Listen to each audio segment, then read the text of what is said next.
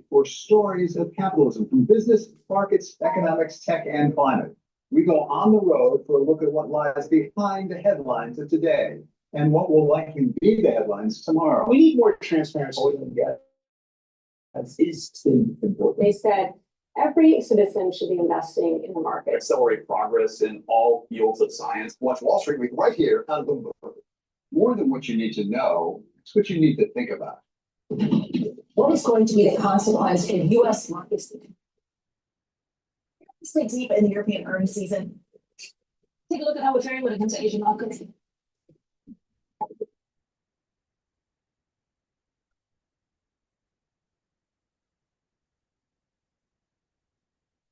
The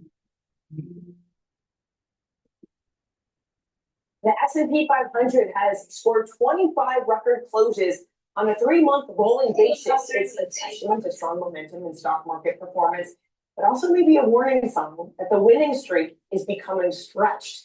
Bloomberg found that a pullback once the market reaches the milestone of 25 records is often followed by further gains, though. Let's bring in Andrew Slimman, Senior Manager at Morgan Stanley Investment Management. Andrew, this is something that you've talked about, that yes, things are looking stretched, but that doesn't necessarily mean that it's going to reverse. So what do you do at this point? Do you just continue to ride the market to continue new highs? Well, it depends. I guess it depends whether you're talking about new cash or existing cash. Existing cash, I certainly wouldn't be pulling out of the market as we go into the fourth quarter. I think one of the problems for the people that have been on the sidelines is we're just not getting that pullback. And I think a lot of people come on your show and say things like, oh, I expect a 3 to 5% pullback. Well, if everyone's expecting 3 to 5% pullback, you know you ain't going to get that. And I suspect either you get a deeper pullback or no pullback, market continues higher.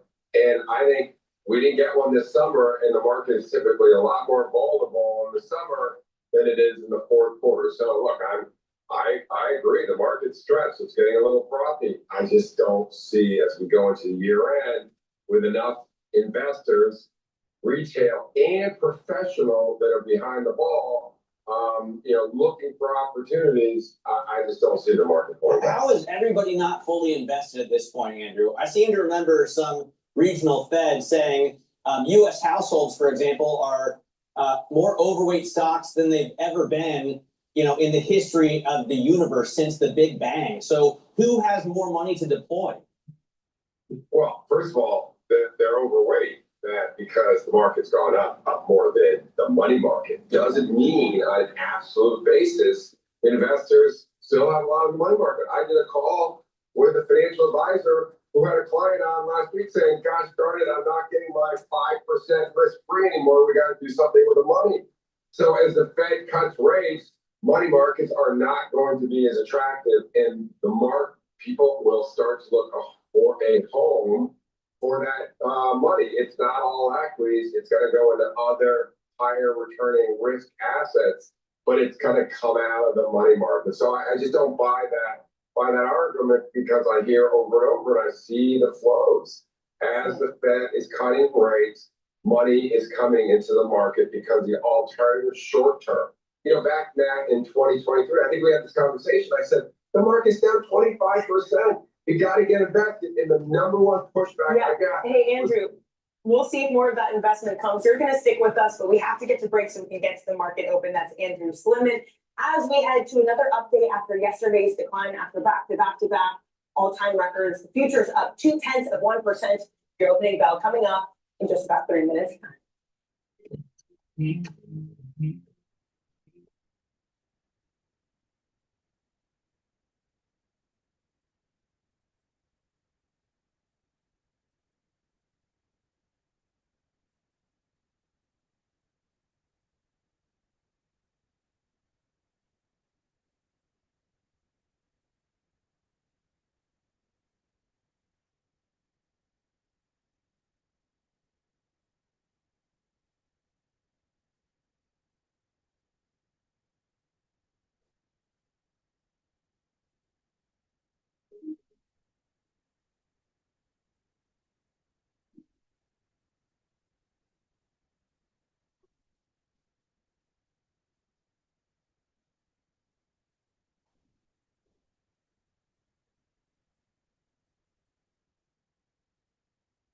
Hello, my name is DrPaulCottrell, and we are live streaming on YouTube and simulcasting on X Spaces. I'm also live streaming on my website, the-studio-reykjavik.com.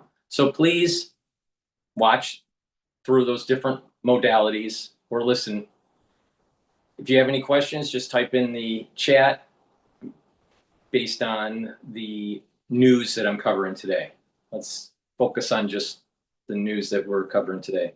This is being recorded and live streamed on September 24th. I will release this on all the channels I have. I have 4 channels on YouTube, Brighteon, Bitchute, and Rumble. Please subscribe to all those channels. Ask your social media to follow me. If you like the content that I produce, please help support. You can support many different ways. Share the links. You can donate on my website, the-studio-reykjavik.com. You can donate through Stripe, PayPal, or Buy Me a Coffee on the homepage. You can also be a paid member to my Patreon channel or my Substack.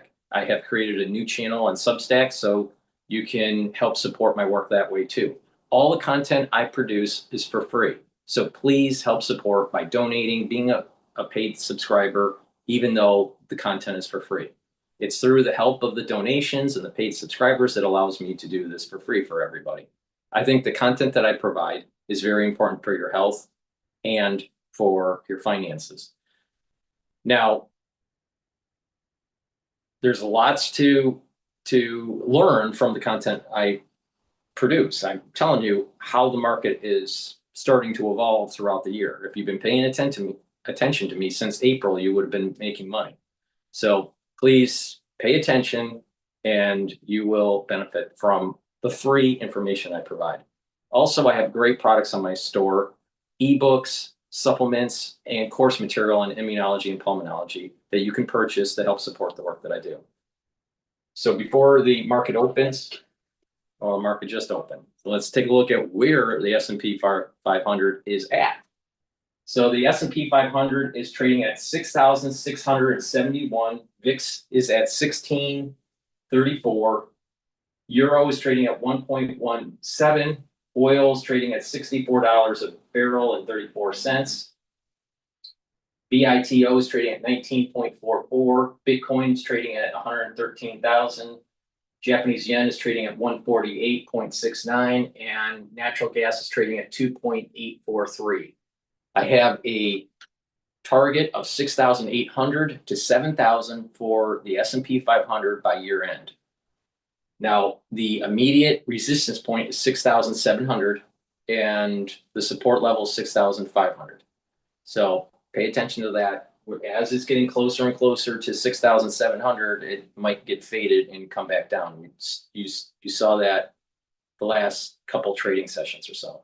So pay attention to that. Once there is more news starting to trickle from the Federal Reserve that another rate cut is going to take place this year, most likely we'll surpass that 6,700 number and creep up to 6,800. But I still have a target range of 6,800 to 7,000 by year end.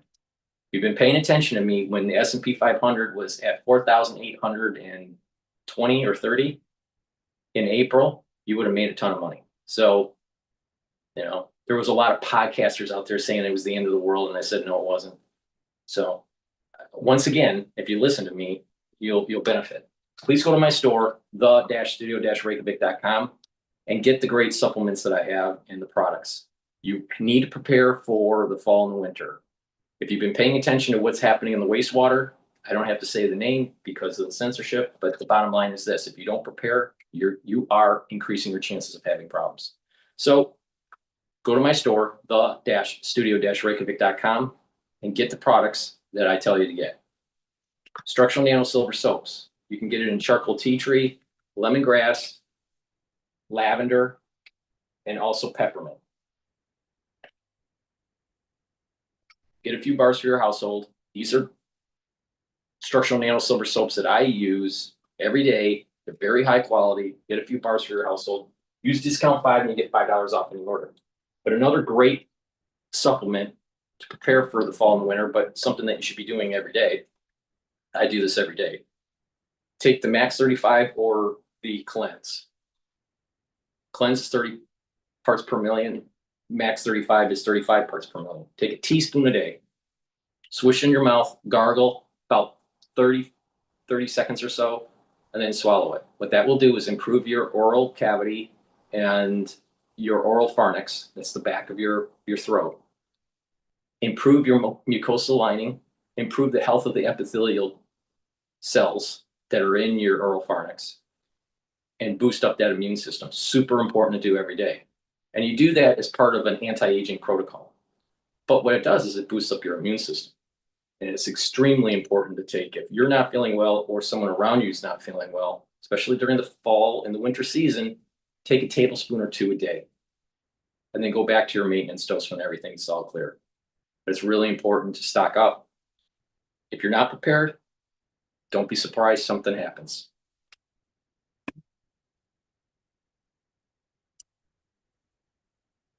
When you look across the United States, we underinvested in transmission lines. The reality is there's about 2,500 gigawatts of capacity in development that is waiting to get on the grid, a staggering number. But we need the transmission lines to get it on the grid. To date, it takes about 7 years in the US to build these transmission lines. With fast tracking permitting and other work with states, you can cut that time in half, and some would say even more than that, which is a meaningful unlock. We're gonna go to live now. There was a shooting in Dallas. It looks like at ICE facility. Suspect dead, 3 detainees shot. Other side of us of people trying to turn around and trying to get through, they're all being directed to leave this area and that they cannot drive through here. We see, a law firm here in this area along with several other businesses here. So we will see how long this plays out. We know, of course, that area of 35 is shut down. We actually exited off of 35 and we were in that area near Empire, and there was a heavy police presence there, and they told us we had to kind of go up and turn around. We couldn't pull over in that area either, and that is where we saw quite a few ambulances and first responders from multiple agencies here in this area working this scene right now. Back to you.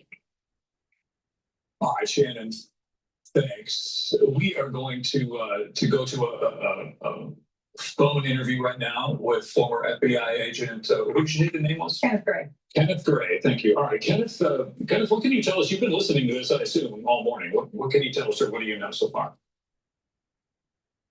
First attack against an ICE facility.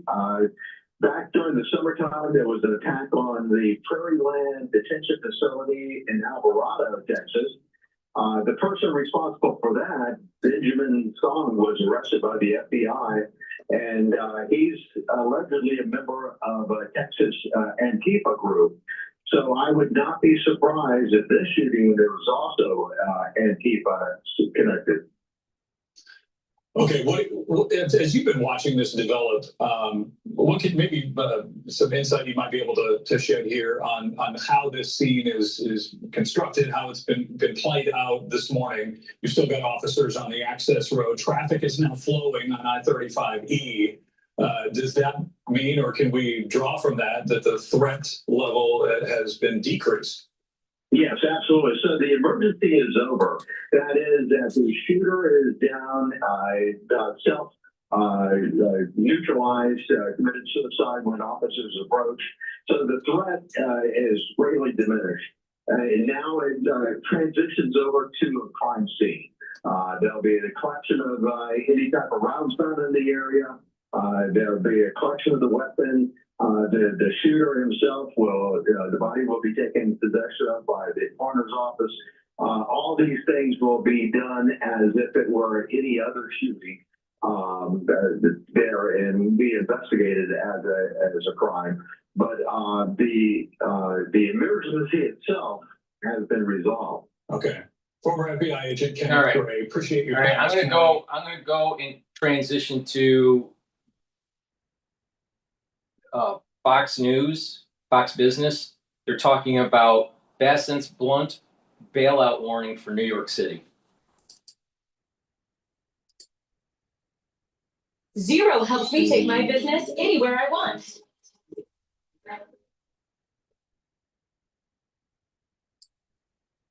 Tell me this. What is greatness made of? Is it in your drive? How are you possessed? Welcome back. Good Wednesday morning, everybody. Thanks so much for joining us this morning. I'm Maria Barcelona, and I hope you're having a good morning. It is Wednesday, September 24th. It is just before 8 a.m. on the East Coast. President Trump delivering a fiery speech yesterday at the 80th United Nations General Assembly. He called out world leaders right to their faces over their failures within their own countries. He touted America's success, and he told you the impact of wide open borders. Watch. We are rapidly reversing the economic calamity that we inherited from the previous administration. And energy costs are down, gasoline prices are down, grocery prices are down, mortgage rates are down, and inflation has been defeated. The only thing that's up is the stock market, which just hit a record high. Growth is surging, manufacturing is booming, and workers' wages are rising at the fastest pace in more than 60 years. In my first term, I built the greatest economy in the history of the world, but this time it's actually much bigger and even better. President Trump, meanwhile, canceled his planned meetings with Democrats, Chuck Schumer and Hakeem Jeffries. They were supposed to meet on Thursday, but he's calling their demands to avert a government shutdown unserious and ridiculous. He left the door open for future negotiations, however. Meanwhile, the Treasury and the IRS outlining this week which workers could qualify for the no tax on tips deduction in President Trump's big, beautiful bill. Joining me now to talk all about that is the U.S. Treasury Secretary of this great nation, Scott Bessent. Mr. Secretary, it's great to see you. Maria, always good to be with you. Thank you so much for joining us. You have so much on your plate. And first, I want to thank you for all that you're doing, Secretary. Thank you. Well, Maria, it's all the president. It's easy to follow his lead, and it's so exciting. I've been following markets for a long time, more than 25 years. All right. He is the best Treasury Secretary that we have had since my lifetime. And the policies the American people elected him. The American people elected him for change, and he is doing it every day. Can you believe it? It's just been 8 or 9 months. No. The amount that he's gotten done. No, I cannot believe it's only 8 months. Tell me about that speech yesterday at the UN. What was your biggest takeaway of President Trump calling out others on that stage? Well, President Trump, as you know, Maria, is all about solutions. Why have we accepted that things don't work? He asked, like, why is the federal government not delivering for people? Why are our cities unsafe? So he came to New York, and he has great respect for the United Nations, but he called them out for it not working. The president has done 7 peace deals, and the UN never got in contact with him. How does that work? He called out the rest of the world and our allies for their failures, whether it's on immigration, on energy, on their economies. And he excoriated them, but then he said, this is American leadership. Come with us. If you want to, we will lead. Yeah. And, Maria, this is what American leadership looks like. And I think people missed it for 4 years, whether in the U.S. or on the world stage, and the U.S. is back. A lot of common sense there on policy. All right. So Jay Powell yesterday signaled that the Federal Reserve is going to move slowly on interest rates. He also said the stock market was high. I don't know why he said that and why he would wade into that territory. But what is your thought about the macro story right now? I want to get your take on where we are with regard to economic growth and what's ahead. Clearly, the Federal Reserve has been too high for too long, and we're going into an easing cycle here. And I'm not sure why Chair Powell has backed up a bit here, because, as we can see, we inherited a mess. And it's unclear now. We've had almost 2 million downward revisions in the jobs number. There was almost no private job creation in the Biden administration. And with these revisions, we know that something was wrong beneath the hood. And now we could see in terms of the housing market that affects consumers, working Americans, rates are too restrictive. They need to come down. And I think we will go into a cycle. And I'm a bit surprised that the chair hasn't signaled that we have a destination before the end of the year of at least 100 to 150 basis points. And I will add, President Trump's pick for the Federal Reserve Board, Stephen Myron, Stephen has said more in a week than the Biden administration appointees had said during their entire tenure. Yeah. And Well, he wanted a 50 basis point cut, Jay Powell cut 25 basis points. Stephen Myron wanted 50. Well, these meetings are supposed to be a discussion. You're supposed to go into them with an open mind. And, I think not unlike the UN, we've seen a lot of mistakes, a lot of rigidities. And, it's good to get some new blood in there. Who would be your best pick for chairman of the Fed at this point? Maria, I'm interviewing 11 candidates. We've got a couple who have surprised me in the strength of their candidacy during the interviews. Okay. And Who surprised you? I'm sorry, I'm not going to talk specifics. So you don't want to break that news right now? Maria, if I could, I would, because you're my favorite. But I'm going to be interviewing more candidates this week. We respected the Fed's quiet period, and we didn't interview any sitting Federal Reserve board members or presidents. So there's going to be a lot of interviews next week. I think the first round will be done for first week of October. Then we'll start another round, and I look forward to being able to discuss it with President Trump, present him with 3 or 4 very strong candidates. Do you think, given what we've seen in the labor market for the last 3 months, we've seen this weakening in the last 3 months. I don't know if you believe the numbers or not at this point, but do you think that tiptoes into recession at some point? I am less concerned about a recession. I'm concerned about the distributional aspects that we've got going here. I'm concerned that working Americans are getting hit harder just because of the high rates. I'm concerned that a lot of the housing affordability crisis is on the mortgage side. So, I am very concerned, and I believe that we do need rate relief. We need to get at least back to neutral. Isn't it odd that when you talk about lower rates and the Fed expected to cut another time, at least once more, that rates go up? Do you think it's a certainty that as the Fed lowers rates, that you're actually going to see a real impact on, for example, mortgage rates? I do believe that we are seeing, we'll see a substantial drop in inflation. I think that the housing numbers are done through imputed rent, that we're going to see. They run on about a 6-month lag. Everything that President Trump is doing in terms of deregulation, which I think is the underrated, the third leg of his economic policy, that's all disinflationary. And we'll see what happens with this AI boom.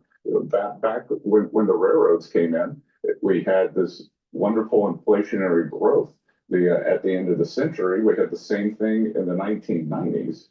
And everyone asked me, what am I looking for when I interview potential Federal Reserve chair? And it's just someone with an open mind, who's not looking in the rearview mirror, who's looking forward, who thinks maybe this could be like the 90s, where we saw the office electronics came in, we saw the internet boom. So could the AI boom be like that? Could we have a disinflationary period? Is our star, if it exists, going to move up or down? What's Nehru? So I want somebody who's looking forward, not backward. It's such an interesting scenario to look at AI, because imagine being able to build an app with your name on it just by thinking about it. Meet Base 44, a complete AI creation. Scenario to look at AI, because on the one hand, that AI is going to replace some jobs, right? Obviously. But on the other hand, we didn't know we needed coders 20 years ago. We didn't know we needed all these engineers. So other jobs, even in energy, will be created. But do you have a plan for those jobs that will go away as a result of artificial intelligence? Maria, we don't. We're working on it now. We actually have what I call an AI czar at Treasury, and she is developing a plan, a roadmap that can help us with the U.S. economy. I'll be talking about that in speeches this fall. And we don't know which way it's going to go. And again, I think we got to have an open mind. But one of the things, as you know better than anyone, President Trump's trying to bring back precision manufacturing jobs to the U.S., the blue collar boom that we're going to see, and those jobs aren't going to be taken by AI. Yeah, I love what President Trump is doing. with the supply chain. It is so important, and I understand this is national security. We're all wondering if there's sort of an outlier out there that is going to turn things around. And I want to get your take on Argentina, because Mr. Secretary, Argentina's peso sliding, politics and capital outflows rattling investors there. Javier Milei, I guess, has lost the confidence of investors. They're pulling their money out of Argentina. They're fearful that he will scrap his defense of the peso. You say all options are on the table, from swap lines to direct currency support. What's the plan in terms of supporting Argentina? Is there one? The plan is, as long as President Milei continues with his strong economic policies to help him, to bridge him to the election. I call this the screens moving to the streets. We are not going to let a disequilibrium in the market cause his backup in his substantial economic reforms. I don't think the market has lost confidence in him. I think the market is looking in the rearview mirror and is looking at decades, if not a century, of terrible Argentinian mismanagement. And people are concerned. People are skittish. It's very hard to believe that it is different this time. But I believe with President Milei, it is. It is. The president is also pledging strong backing. He's calling for Javier Milei's reforms critical for that stability that you're talking about. But Senator Warren, Elizabeth Warren, says that this is a taxpayer-funded bailout and is more about politics than U.S. interests. What do you want to say to Elizabeth Warren here? Well, I tweeted it out yesterday. Senator Warren and her protege, Mr. Mondami, who's running for mayor of New York, they are American Peronists. They want to do to the U.S. economy what the Perones, the General Anavita did to the U.S. They want to take control. So, and I guarantee you, and there are not a lot of things in life that are sure, that New York City will be coming to the federal government for a bailout if the Mondami plans are implemented. And are you going to give them that bailout? It will be the same thing that Gerald Ford said. Drop dead. Drop dead. Look, oh my God. I mean, when you're talking about this mayoral race, this is the capital of, the capital of capitalism, right? I mean, New York's mayor race matters, right, for the country. It does, but you can't enact policies like this and expect to be bailed out. Yeah. I lived here in the 80s. David Dinkins was a very nice man, but I remember rejoicing the night Rudy Giuliani was elected and the city went on this great path that we all took for granted. Giuliani, the Bloomberg, and then Bill de Blasio came in, terrible leadership. Things sort of went sideways under Eric Adams, and this lurched down under Mondami. Everyone who stayed now wants to leave. Yeah. All the high earners, all the businesses. And if we go back over the past 5 years, we have seen the greatest transfer of wealth in U.S. history from Manhattan County to Palm Beach County. Yeah. Palm Beach County. Yeah. The Mondami could be the greatest thing for Florida real estate. Unbelievable. Do you think we're going to see a government shutdown next week? I mean, you've got this that is on your plate as well. I'm sure you've been talking to lawmakers about fund. Let me just plug a product here. Please go to my store, the-studio-reykjavik.com. Use discount 5, all caps, discount 5. You get $5 off any order. If you spend $100 or more, you get a free gift till supplies last. That free gift you are going to need for the fall and the winter. Trust me. Another very important product that I have is the structural nano silver toothpaste. This will whiten your teeth, freshen your breath, reduce inflammation at the gum line, and help the health of your gum line. Super important. With good oral hygiene, it improves your cardiovascular health and also your valvular health. Poor oral hygiene can cause problems vascularly. So it's important to have good oral hygiene, especially when you get older and into your geriatric years. But because of the structural nano silver toothpaste, you should be taking this for the fall and the winter. Be prepared. Be prepared. Trust me, I'm telling you, something's coming in the United States, and you better get prepared. It's already starting in larger cities, so just pay attention. Go to my store, get a few tubes of this toothpaste. Be prepared. Fall and winter. I can't tell it enough. And another thing that you need to get is the gel. This is dual purpose. You can use it as a daily skincare. You can use it as an aftershave. You can put it on a cut, an abrasion, or a minor burn, and it'll help to heal it quicker. Why? Because it keeps it clean. And if you're not feeling well, or someone around you is not feeling well at home or at school or even at work, put this on your hands, around your mouth, around your eyes, around your nose, around your ears, lightly coat your nostrils, stays active for 5.5 hours. Guess what? You can't do that with Perel. This is the best that you can get. Go to my store, be prepared. The fall and the winter is going to be problematic. Government. Maria, I don't know. What I can tell you is that the Democratic proposals are unserious, that they, this 1.5 trillion, they blew out the deficit when they were in charge. We're not going to let them do it this time. Senator Schumer did the right thing in the spring, compromise, brought Democratic senators along, kept the government open. But, again, you've seen Senator Schumer's poll numbers. He's got AOC nipping at his heels. Yeah. He talks about Social Security a lot. I think it's because he's afraid he's going to be out of the Senate and have to draw it down. Well, I mean, look, you're talking about expiring Obamacare, Affordable Care Act subsidies. I guess for 22 million Americans. And what we learned this week was that they also want those subsidies for illegals, right, in this country. Is that what they want in this package before agreeing to fund the government? Well, let's go back to President Trump's speech at the UN yesterday, and it really parallels what the Democrats have tried to do to America. He talked about how countries have open borders. That's what the Democrats tried to do to us. He talked about this emphasis on renewables and how we got behind the curve on energy security and energy dominance. That's what the Democrats want to do to America.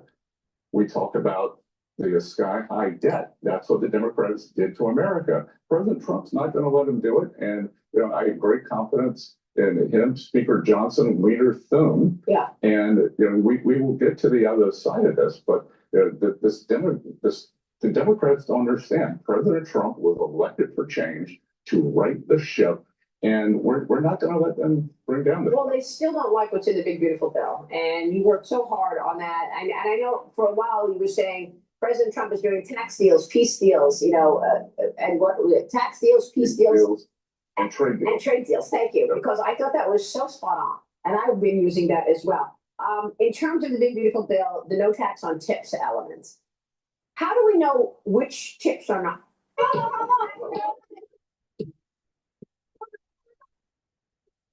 Apply for a new place from any place, just a single click. How do we know which tips are not taxed? Do you want to tell us who's eligible for no tax on tips? Well, Maria, it's a big list. I'm also the IRS commissioner now, so you can go to the IRS website.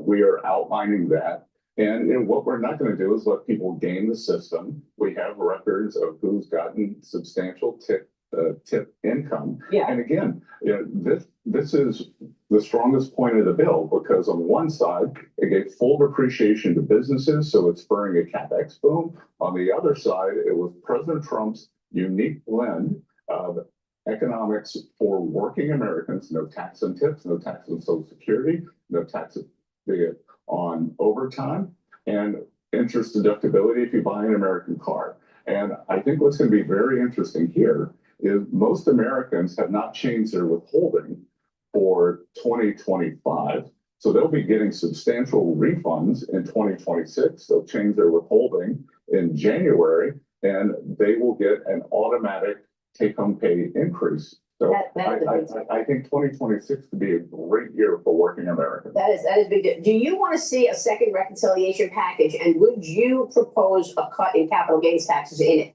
We'll see. I'm not going to get in front of the president here, but I think all options are on the table.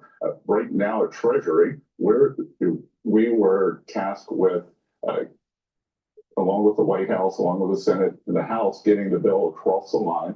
That was pass-fail. No one believed it could be done by July 4th. President Trump's leadership, with assistance from Speaker Johnson, Leader Thune, unbelievable. It was done on July 4th. At Treasury, we're in charge of implementation.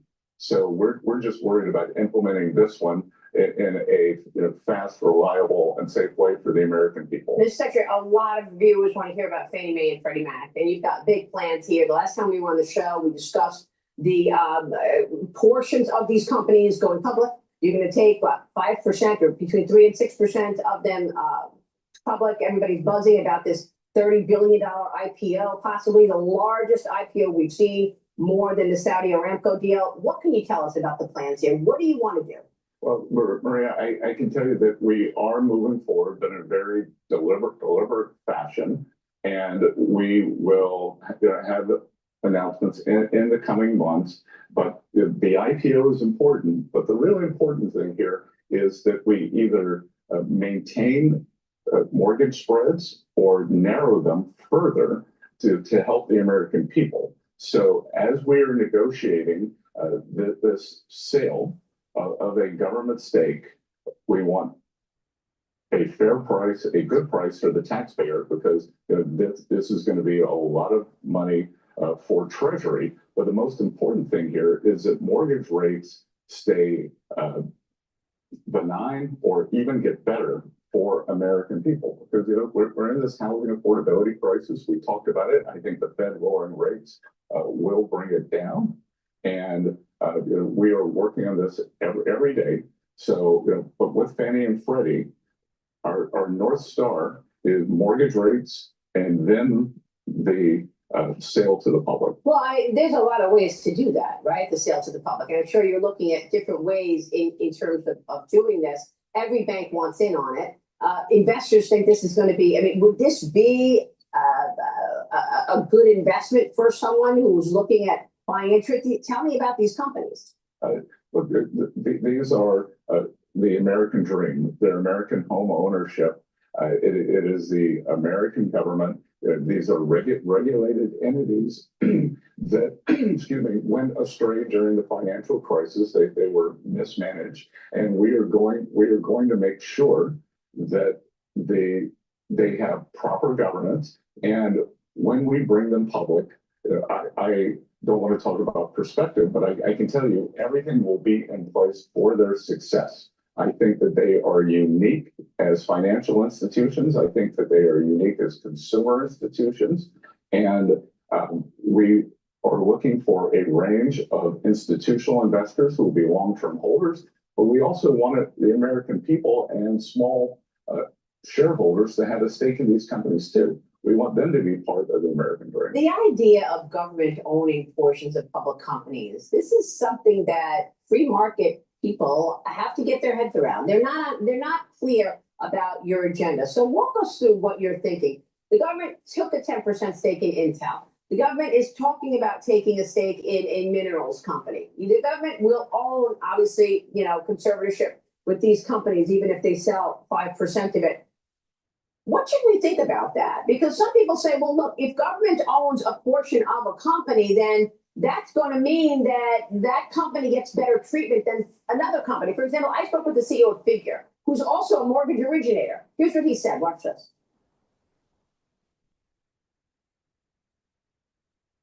In terms of the market. At KPMG, we make the difference by helping you turn risk management into a strategic asset that earns trust. Our specialists work alongside our clients to proactively identify and address vulnerabilities before they become problems. Let's build resilience, earn trust, and make the difference together. If your pet goes from weird to weirder, grouchy to grouchier. In terms of the market that is available to you right now, the potential market, what would that look like? One of the big ones that we're going after is first lien mortgage. So we're now competing directly with Fannie Mae and Freddie Mac using blockchain technology as an advantage. And for certainly loans under $500,000, we're winning that competition right now. And Fannie and Freddie are likely going to see their own IPOs once again, right? President Trump expected to take 5% of those companies public. Does that sort of even pony up the competition that much further? Well, we like competing against them as private enterprises. They get a little bit of an unfair advantage as a government-backed entity, but so it levels the playing field a little bit. But right now we're winning irrespective. So broadly speaking, is it an unfair advantage when government has a stake in a public company and you could look at Fannie Mae, you could look at Intel?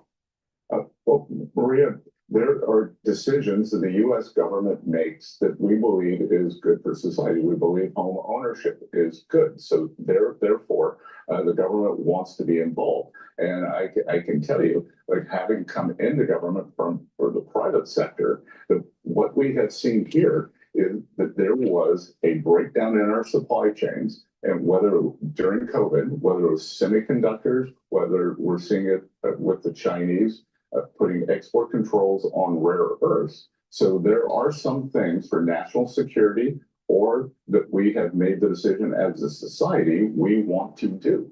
But I can tell you, like the Intel stake, it's now been validated that NVIDIA has come in and taken a stake. The biggest company in the world. President Trump, again, he looks for solutions. Well, why were we subsidizing Intel? Why shouldn't the American taxpayer have some of the upside? Yeah, it's very interesting. You're monetizing the balance sheet. But exactly, monetizing the balance sheet, because I can tell you, every day President Trump wants to be the president who creates assets for the American people, not debt. Not debt. So you'll be investing in more companies if it meets that national security requirement. Well, again, we realize that across 5, 6, 7 industries, we are so vulnerable, and we've got to do something about that. There's a group of us in the government led by President Trump who believes that when we leave in January 29, that we will have failed if we have not made resilient supply chains for these key industries, and we're not going to fail. Is China going to go along with all of this? What can you tell us about the rare earth minerals flow from China? Is it going to flow? It is flowing, and look, we're not without levers on our side.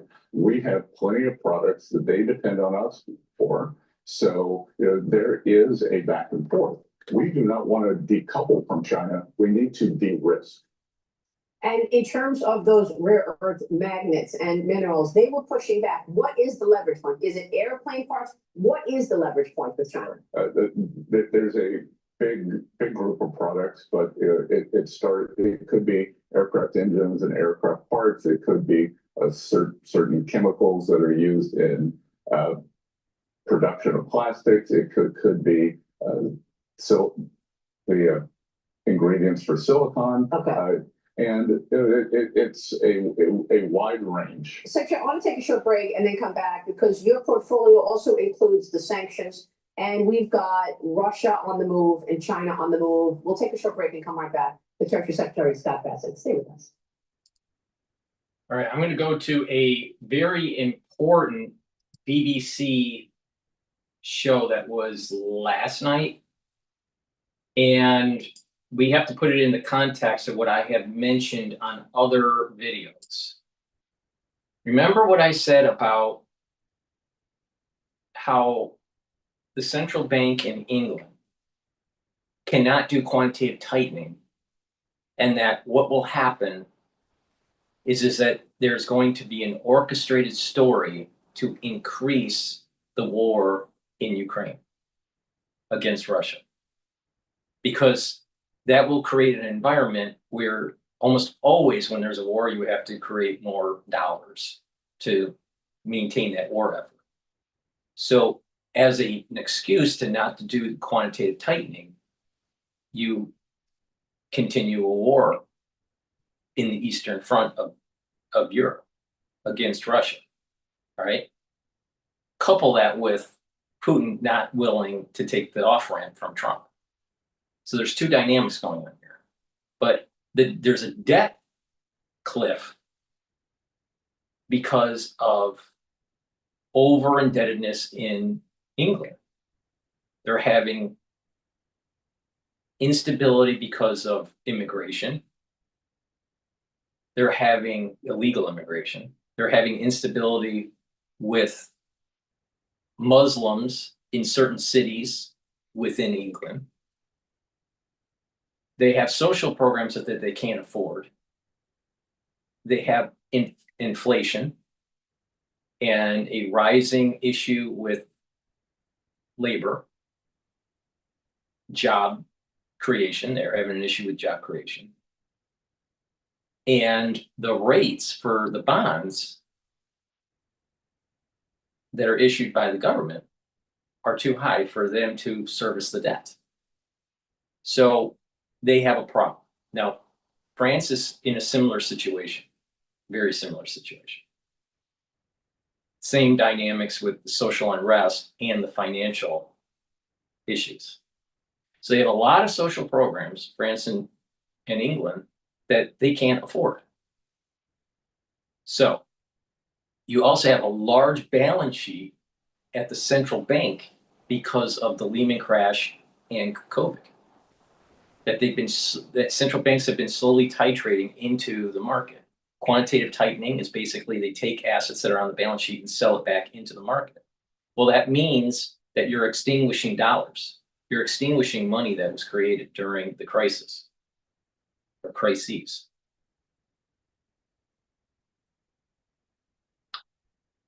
Now, if you have a society that can't absorb the higher rates because there's more of this asset in the market that people don't want, the rates will go up. These bonds or commercial paper. So the rates are going to continue to go up, and that's part of the problem, that they can't revolve the debt because the rates are too high. So if you orchestrate a war, it kicks the can down the road so the central bank doesn't have to do the quantitative tightening and cause the problem in the society.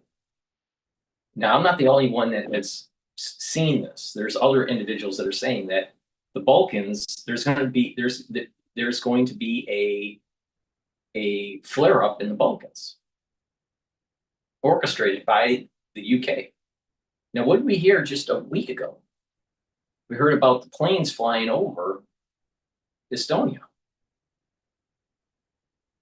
What did we hear last night from Donald Trump? That Ukraine should be taking the land back from Russia. That's a complete reversal of what he was saying a couple months ago. So there's this coordinated effort between the United States and the UK and NATO, where they're setting in motion and discussing Article 4 and preparing for an event that will activate Article 5. And that's, on the surface, it's going to be fight against Russia, fight against Putin. But there's a deeper reason. And that is because the central banks in Europe can't do quantitative tightening. They can't afford it. They can't do it. That's going to be a problem. So before we play that BBC video, which talks about military technology, keep it in the context that the central bank can't do quantitative tightening, and the politics in Europe is moving towards war. Please go to my store, the-studio-reykjavik.com, and get the zeolite. The zeolite will remove heavy metals, toxins, and chemicals from your body. Super important. What that does, it'll bind. The zeolite will bind to those toxins and allow you to urinate them out within 6 to 8 hours. Should be taking this every day. Take 3 small drops underneath your tongue and drink filtered water. Do that every day.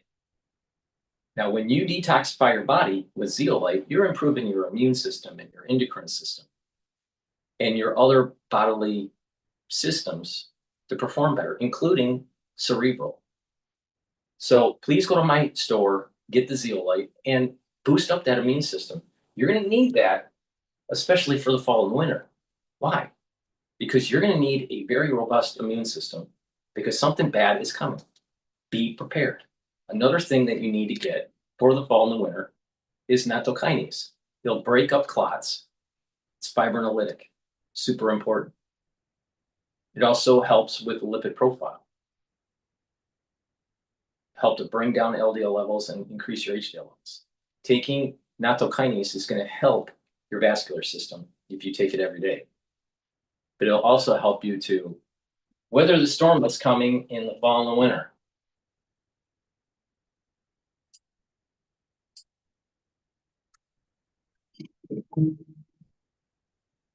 gambling with World War III.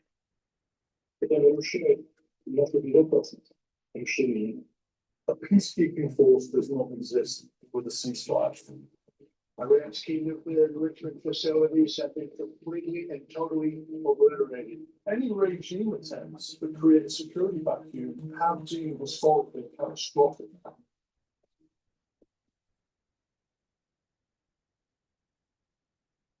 Hello, welcome to the security brief. New look, same format, hopefully the same forward-looking analysis.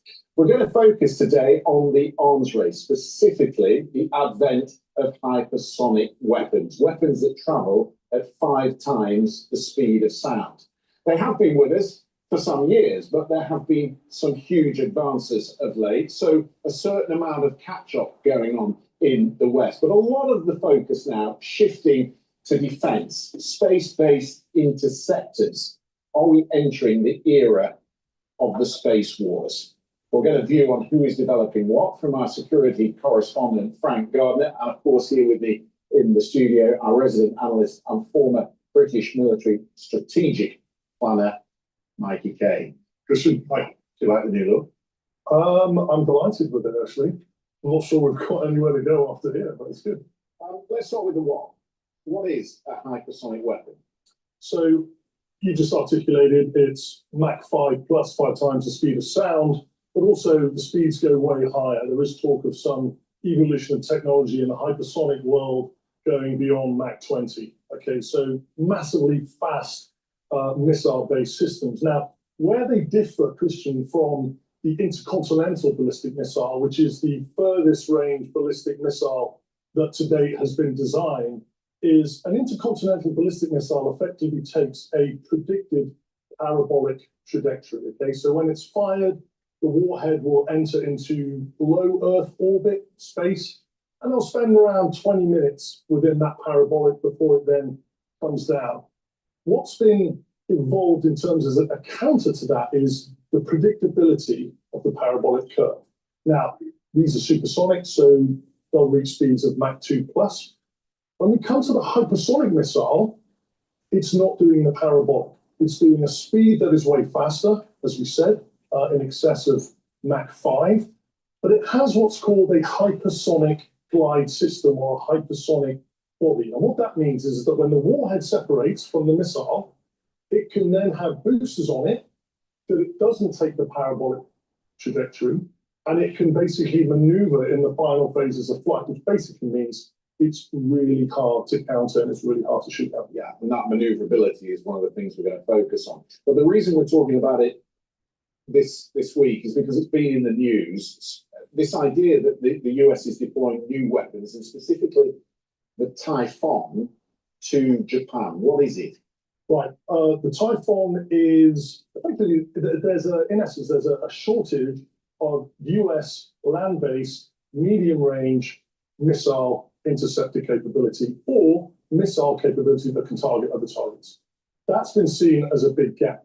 Now, when it comes to that part of the world, Japan, obviously Taiwan is the huge friction point at the moment. So there's been a gap that has been identified by the US. So what they've done is they've effectively taken 2 missiles, the Tomahawk land attack missile, which is a cruise missile with about 1,000 miles range, and they've taken what's called the SM-6 interceptor. Now, they are traditionally naval-based launch capabilities, which the US have had for a while. What they've done is they've evolved that, and they've developed a land-based US Army system called the Typhoon, and that basically is what has been deployed by the US to Japan and created a little bit of controversy. So how does it work? Okay, so let's take a look. I think we've got a slide here. What you'll see here on this graphic is that's not the missile, that's the launch system and the battery operated command. So the 4 trucks in the back of that shot and the vertical systems, they're vertical launch systems. You can put a Tomahawk land attack missile on that, which can attack something to about 1,000 miles, or you can put an SM-6 interceptor in it, which goes at about Mach 3, so it's not hypersonic technically, but it can intercept ballistic missiles. And then that big truck in the front is the battery operated command. And why Japan? Why would they put something like this in Japan? What sort of targets are they looking at? Well, I think if we go slide, if we look at a map of the area, we can actually see the range rings on the SM-6 and the Tomahawk land attack missile. Now, this has been deployed to Iwakuni. Iwakuni is right next door to Hiroshima, so that's where the dot is on the screen, if you like. The 370-kilometer range ring, that's the SM-6 interceptor. It's got hypersonic up there, but I would kind of disagree with that label at the moment, just because it's only Mach 3. And then the 1,600-kilometer ring, that effectively is the range of any Tomahawk land attack missile that can be launched from that. And then if you look at the geography, you can see North Korea up to the northwest of Iwakuni, and then obviously you've got a significant amount of coastline out to the west, which is China. So obviously creating a little bit of controversy with the Russians and the Chinese. But presumably it has sparked a reaction. What's been the deployment from China and from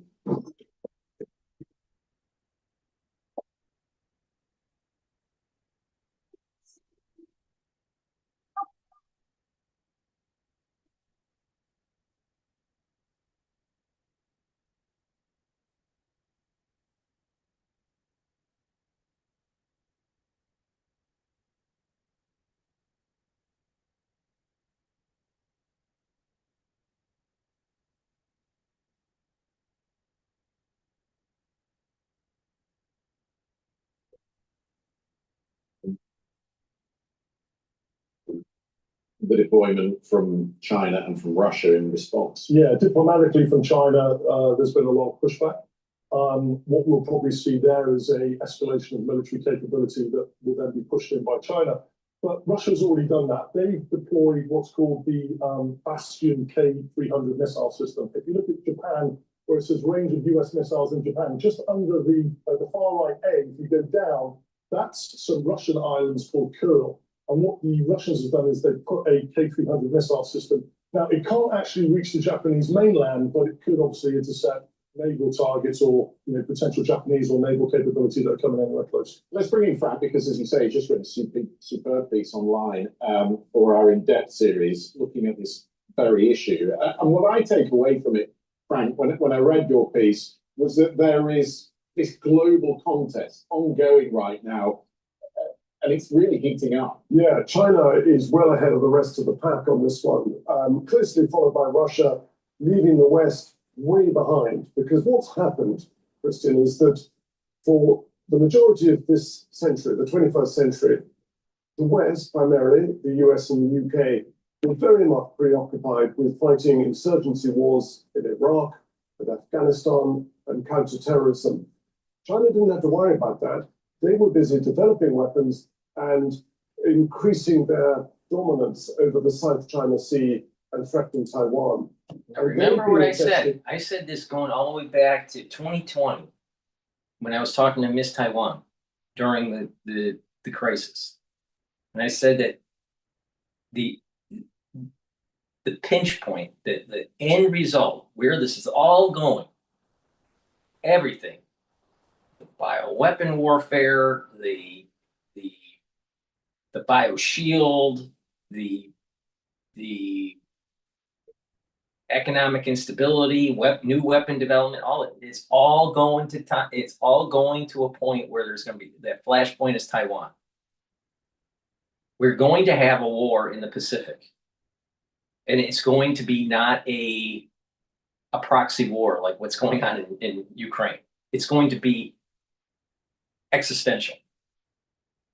If the United States wins, we'll have the hegemonic power in the Pacific. If we lose, we will lose the hegemonic power in the Pacific, and it will cost us so much money that our economy will be destroyed. That's where this is all going. Now, remember what I said, that there's a warfare that's going on in Europe because the central banks in Europe can't do quantitative tightening. So this is going to be a two-front war.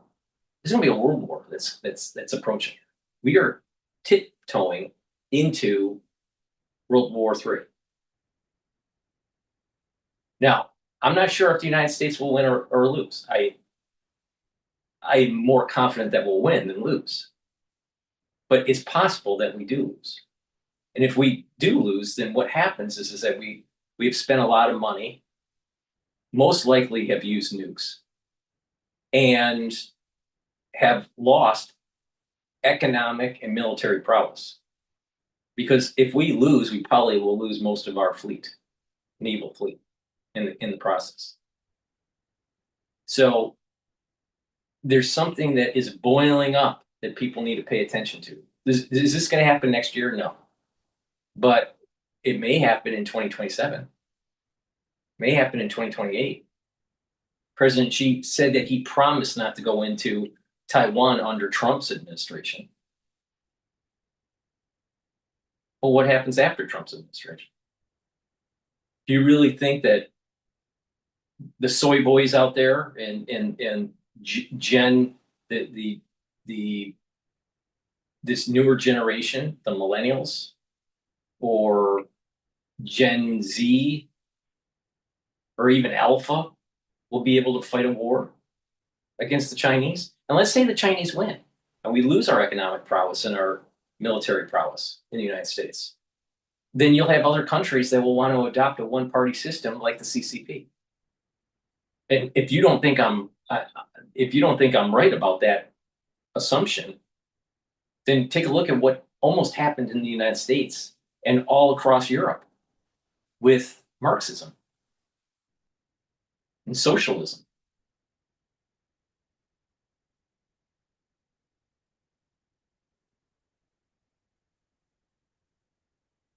So you have a big section of the young that are liberal, that aren't athletic, that aren't healthy, that have diabetes, they have problems with their heart now because of the crisis that we went into, even if they were athletic. And we're in a big problem here. And this is part of the whole idea of bioweapons, is to weaken the young for a future war and that they can't fight.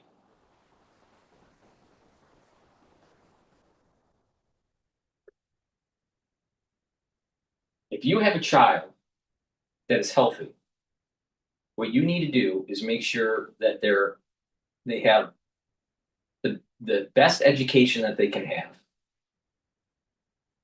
and to be truly a thinker, but also make sure that you give them athletics, because it's through athletics that is going to give them the increased probability of surviving what is coming.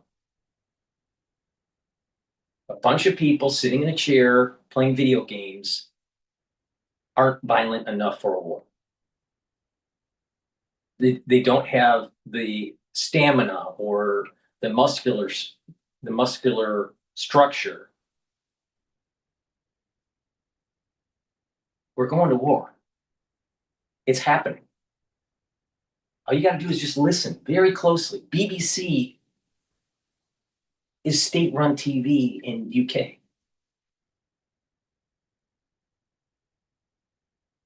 If they are priming their audience in the UK, we're in danger. We need to start getting a war footing. And you start priming that population for 24 months. And then boom, there's a flash pan. There's some sort of flash pan moment. And it's tied to central banking. But the truthers out there will go, oh, don't have a war in the Pacific. It's only about bankers, blah, blah, blah. It's a new world order, blah, blah, blah, blah, blah, blah. But the reality of the situation is this. If the United States loses its hegemonic power in the Pacific,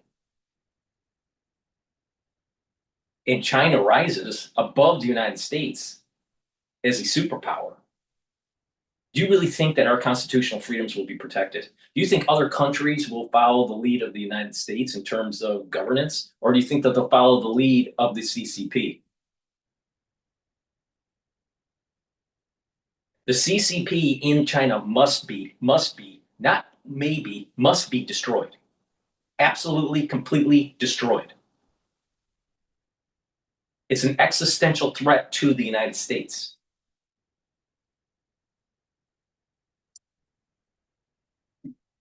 Very heavily in hypersonic weapons. They've been doing it for the last 20 years. In 2019, they unveiled at a military parade in Beijing their thing called the Dongfeng 17, which is a missile that goes right up into the stratosphere and then launches a hypersonic warhead or several. And they've built on that capability. So they are a long way ahead. Russia has a number of different weapons like avant-garde. Some of the claims by President Putin have been a little bit outlandish, claiming, for example, that the Kimmel dagger hypersonic missile is unstoppable. It isn't. It's been shot down several times over Ukraine. But China has got both hypersonic glide and hypersonic cruise missiles, which are going to make it very hard if the US decides it's going to defend Taiwan with its navy, should China decide to take Taiwan.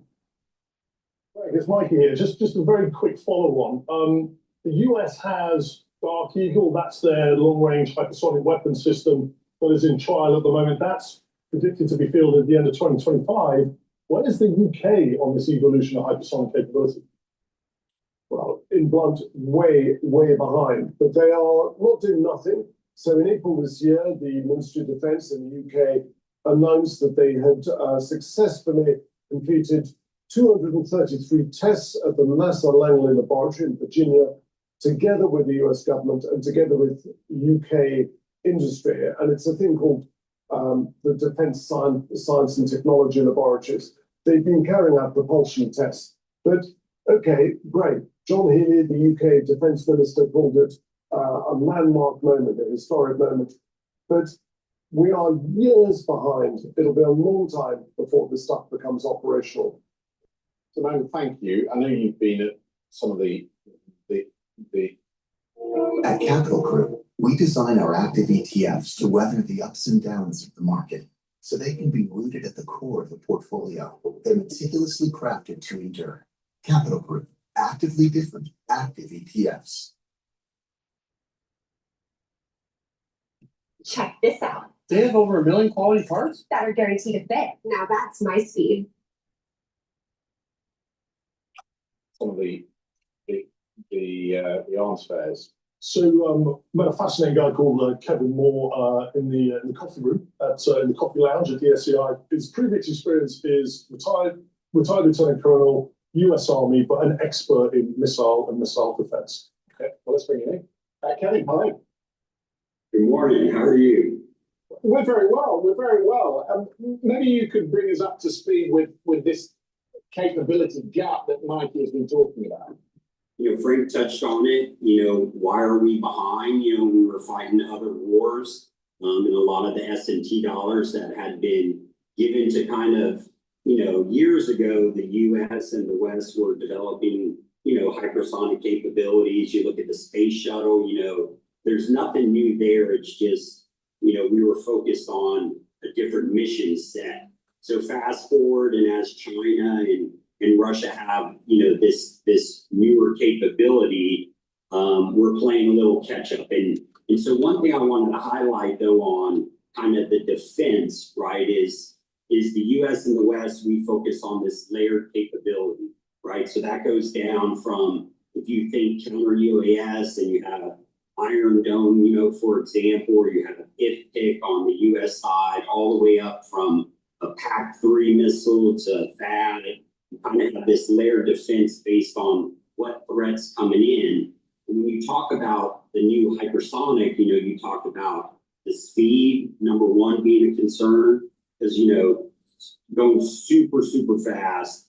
And then you talk about the maneuverability, and that's the one I think is the hardest to discern from previous ICBMs that have that ballistic track.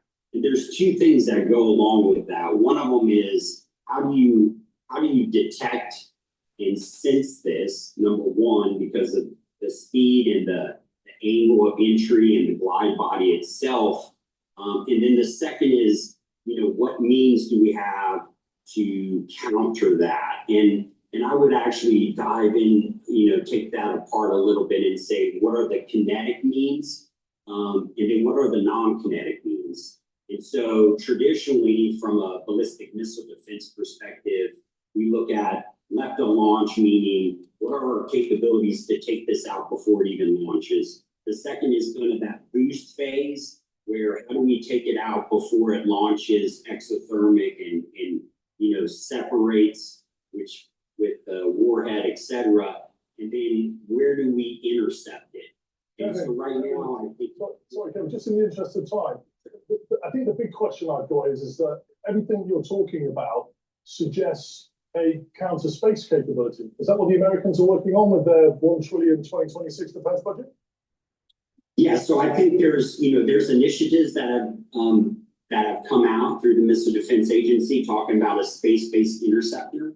And really the premise behind that is the engagement timeline for the operator to detect, track, and then engage has diminished tremendously in time. And it's really, it's almost like you're going to need an autonomous system to make the decision, which I don't think anybody is ready for that yet. And so one of the concerns and one of the thoughts is, well, if you have a space-based interceptor, you decrease that engagement time and you give it a little bit more legs to go after a target when it's at mid-course. Kevin, we'll have to leave you there. Thank you very much for that. Mikey and Frank, thank you also for your thoughts. If you want to read about this issue, you can go to Frank's piece online. It's an in-depth article, lots of detail in there. And of course, if you missed any part of this security brief, you can find it on YouTube, on the BBC YouTube website. We'll see you next week.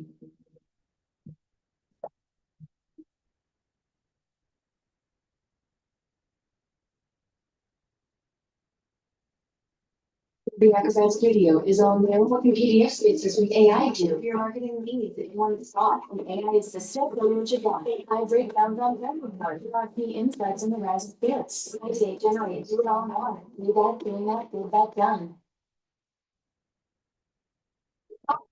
We've been swallowing their story for years. Enough. New Recharge by Bitchute. The fatigue fighting formula that saves you from quick fixes. Bitchute, we can save ourselves. All right.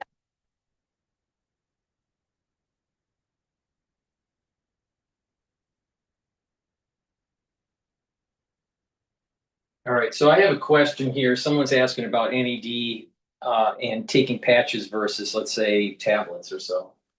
I have a supplement called NAD+. This supplement is very high quality. Everything I sell is very high quality, and it's what I take. Now, NAD+ will boost up your NAD+ levels and increase your energy, help to repair DNA damage in your cellular DNA and mitochondrial DNA. And NAD+ helps to protect neurons. Now, the question that was asked in the chat was about patches versus tablets. I prefer tablets. Why? Because patches are stuck to your skin. Now, if you are doing this for an anti-aging protocol, all right, where you're doing this for years to improve your body and slow down the aging process, why the hell would you stick a patch on your skin constantly for years? You think that putting a patch on your skin constantly for years is going to be good for your dermal layer? Because you got this basal layer, you got the dermal and the epidermal layer, right? Well, you have blood and you have blood vessels and you have lymphatics that are in the area. You also have pores. You have lots of different things that are in the actual surface of the skin. Now, if you put something on the skin constant and there's some sort of irritation, maybe because of sweat or you're working out and you're rubbing against that patch, you may stimulate your immune system to actually create antibodies against the contents of the patch and create psoriasis or create some sort of eczema. Now, I'm not saying that happens all the time, but why would be someone taking NAD+ just for a week? You'd be taking NAD+ as a long-term part of a protocol because you're trying to boost up energy levels repair your DNA and to protect your neurons and to slow down the aging process. So it has to be used long term. So if you put something on your skin constantly, and you're peeling it off, and putting another one on, and peeling it off and putting another one on, and maybe you're switching areas. But if you look at people that have patches on their arm or on their leg, and they constantly are putting them on, and they have these things for years, they're doing this for years, you'll notice that their skin, there's something wrong at the underlying layer of the patch. And if there's enough irritation and you break tolerance, you're going to create antibodies against the actual compounds of the patch. These antigens that are on the patch, the chemicals and the substances on the patch, your body can become build an immune system against it. And so when you put it on another area of your body, it activates your immune system and it actually attacks the patch, and you start having these irritations with the skin, and you start having this type of plaque buildup on the skin, or an eczema or a psoriasis. Some level. There's different levels of psoriasis. So I don't believe bad. Patches are bad. If it's long term, it's bad. I mean, just think about, then people go, well, there's more bioavailability because it's on the skin and it'll soak into the bloodstream. And so just take a higher dose of NAD+. I mean, with that logic, everything should be a patch then. Well, why isn't everything a patch? Because it's not healthy for you. Don't do patches. I'm telling you, don't do patches. Just because it's more bioavailable doesn't mean that that long term. Now, if someone needs a patch because of some sort of issue that's short term, then it's not that big of a deal. But you look at people that either for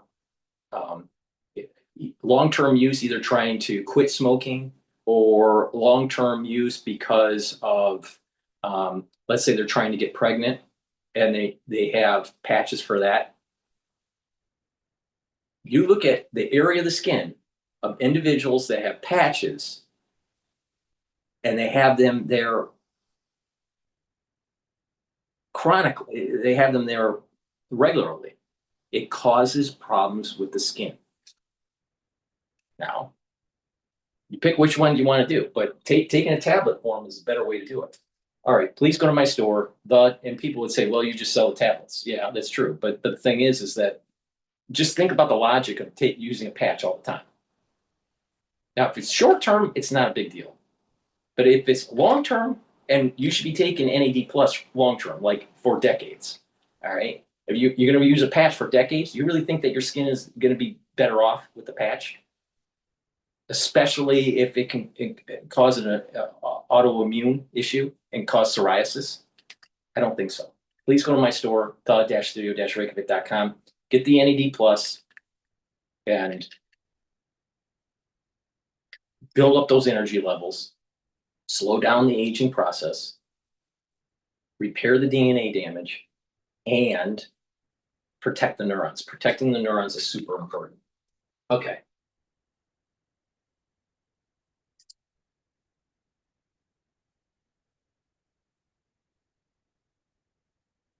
All right. Let's listen into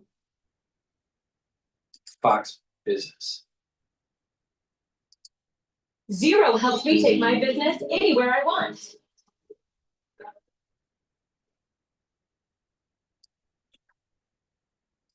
Tell me, Dad. Okay, yeah. Did you come this far just to come this far? All of this, again, is affecting the markets. There's also this story that's moving in the markets today. Look at Boeing right now. Stock is flying at the top of the Dow. Just a second ago, it was number one, now it's number two. Boeing is up more than $4. That's almost 2%. President Donald Trump announcing that the airplane maker just struck a deal with Uzbekistan to deliver 14 787-9 planes in a deal worth over $8 billion. Now, this is the jet maker's single largest order to date. Certainly, the company is celebrating that one. They need it. Dow Transport's also getting a boost from this Boeing deal. As you can see right now, Dow Transport's 15,698 and change. Another story we're following, this goes back to the Fed and those comments from Jake, how gold is climbing. We hit an all-time high today, 3,795 and change, on track for its highest close in history. Traders are betting on the Fed to further cut interest rates after Powell's speech today. Are we going to get another 2 cuts? That seems to be the thinking right now for the street anyway. Now, bulls are taking a break. As we mentioned, markets are not looking too great right now, but it does look like the majors are going to hit any fresh records, at least for now.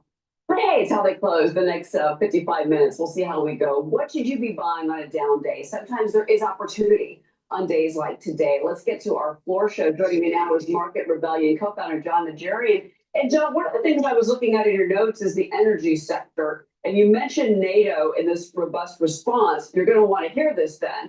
We just got some comments on Truth Social from President Trump. He just finished up that bilateral meeting with President Zelensky. And he basically said Ukraine can win back all territory lost to Russia. We're going to continue, the U.S., to supply weapons to NATO for NATO to do what they want with them. That was just moments ago from President Trump. Yeah, well, the issue here is that Russia's been very close to a number of NATO countries, most particularly Poland right now, when they're doing some of their bombing. And or when they have their jets flying into NATO airspace. So that's been one of the things, Cheryl, that has caused the prices to lift in the energy space, because obviously an even larger conflict with Russia and perhaps even members of NATO would mean crude oil prices would likely go significantly higher. So we saw Halliburton get an immediate reaction from that because their oil field services and so forth. So you'd have to develop a lot more energy here, for instance. But I'd also watch Schlumberger, SLB, along with that Halliburton HAL, if we continue to hear rhetoric and see this sort of thing playing out in Eurasia or Europe in general. You also, one of your other picks, and this is a news-making stock, and this is Disney. Obviously, we're on the heels of the news breaking yesterday that Jimmy Kimmel is going to go back live on the air tonight. We'll see what he has to say, whether or not he apologizes. There's some reporting out there that he doesn't plan to. We'll see what his monologue to say. But, this has been a hit for Disney. And his contract is up in May of next year. There's a lot of question marks about late night television, that drag on the company. And then you've also got the issue of the consumer with Disney, whether it's the parks or whether it's the streaming business. Do you still like Disney as a pick? And would you buy it at these levels? It's at 112 right now. It would not. I think it goes lower still. And I don't think it tests back down into the 80s where it came from on this most recent bounce. But it is down some $8 billion since Mr. Kimmel made that lie that he told about the shooter being MAGA and so forth. Basically, Disney pulled him off the air because Sinclair and Nexstar said they weren't going to carry it. Well, they've gone back to saying we're still not going to carry it. And that takes another 30% of the available affiliates off the table for Disney and for the Jimmy Kimmel Show. So this is not something that's going to end well, at least unless we get some sort of apology that seems sincere.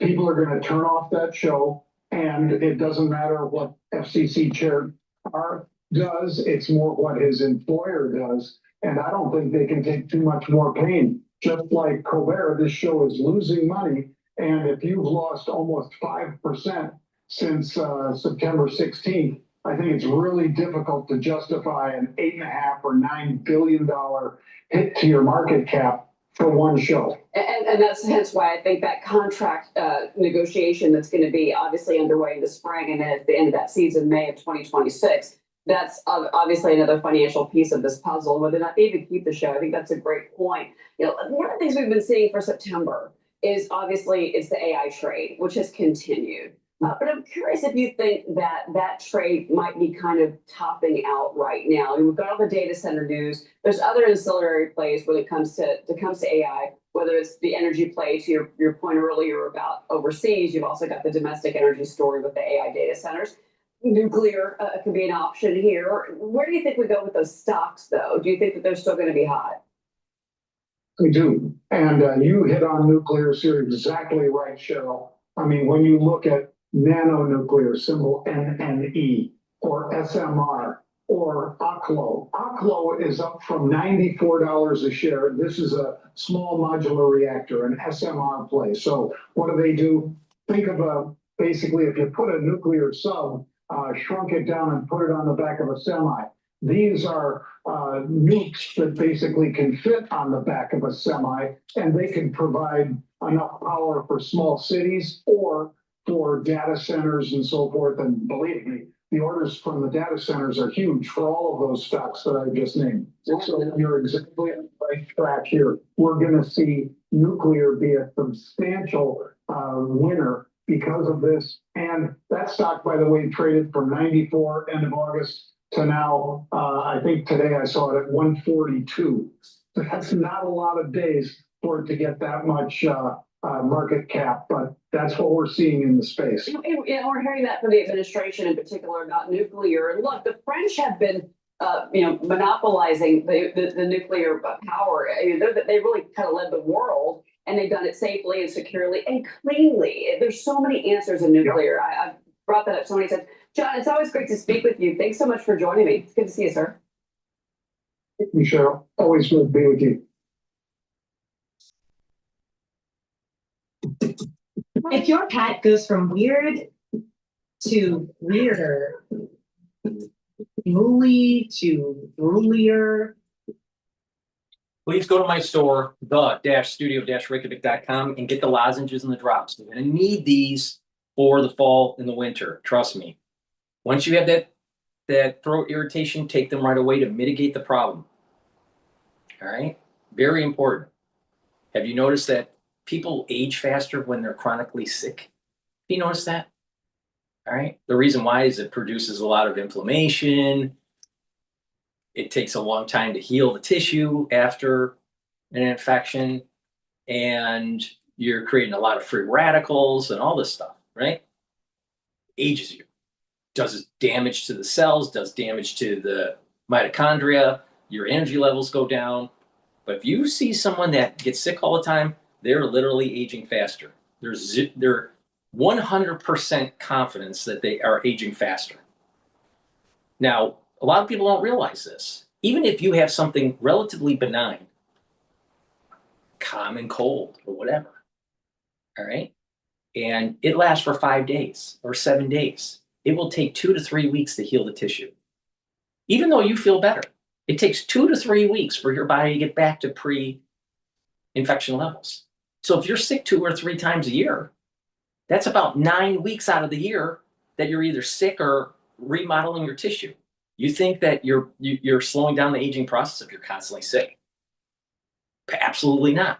And then you add in, if it's more problematic, let's say that it becomes a much worse respiratory infection, whatever.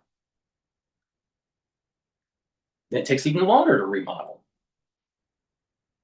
The point here is that if you mitigate these sorts of things right away, you don't have to remodel as much. And therefore, it doesn't take your energy to spend for remodeling and fighting. So it's really important to mitigate it right away. You start having the throat irritation right away, especially this fall and this winter season, you need to take the lozenges and the drops right away. The moment you start feeling that. So that means that you have to have these lozenges and drops around you at work or at home or at school or wherever you are. Have a few bags of these lozenges and drops available right away. Get the elderberry zinc. They're large. The lozenges are larger than the drops. You get 21 in each bag. Get a few bags for your household. It's super important. But I also have it in the drops in cherry, in blueberry, and in honey and lemon. You have 100 small drops in each bag. Get a few bags for your household. And you start having a throat irritation, mitigate it right away. Trust me. Trust me. I kind of know the subject matter really well. All right. I'm just saying. Now, if you don't want to pay attention, don't. That's up to you. All right. Let's see here. Let's listen into CNN what exactly happened at the ICE facility with the shooting today.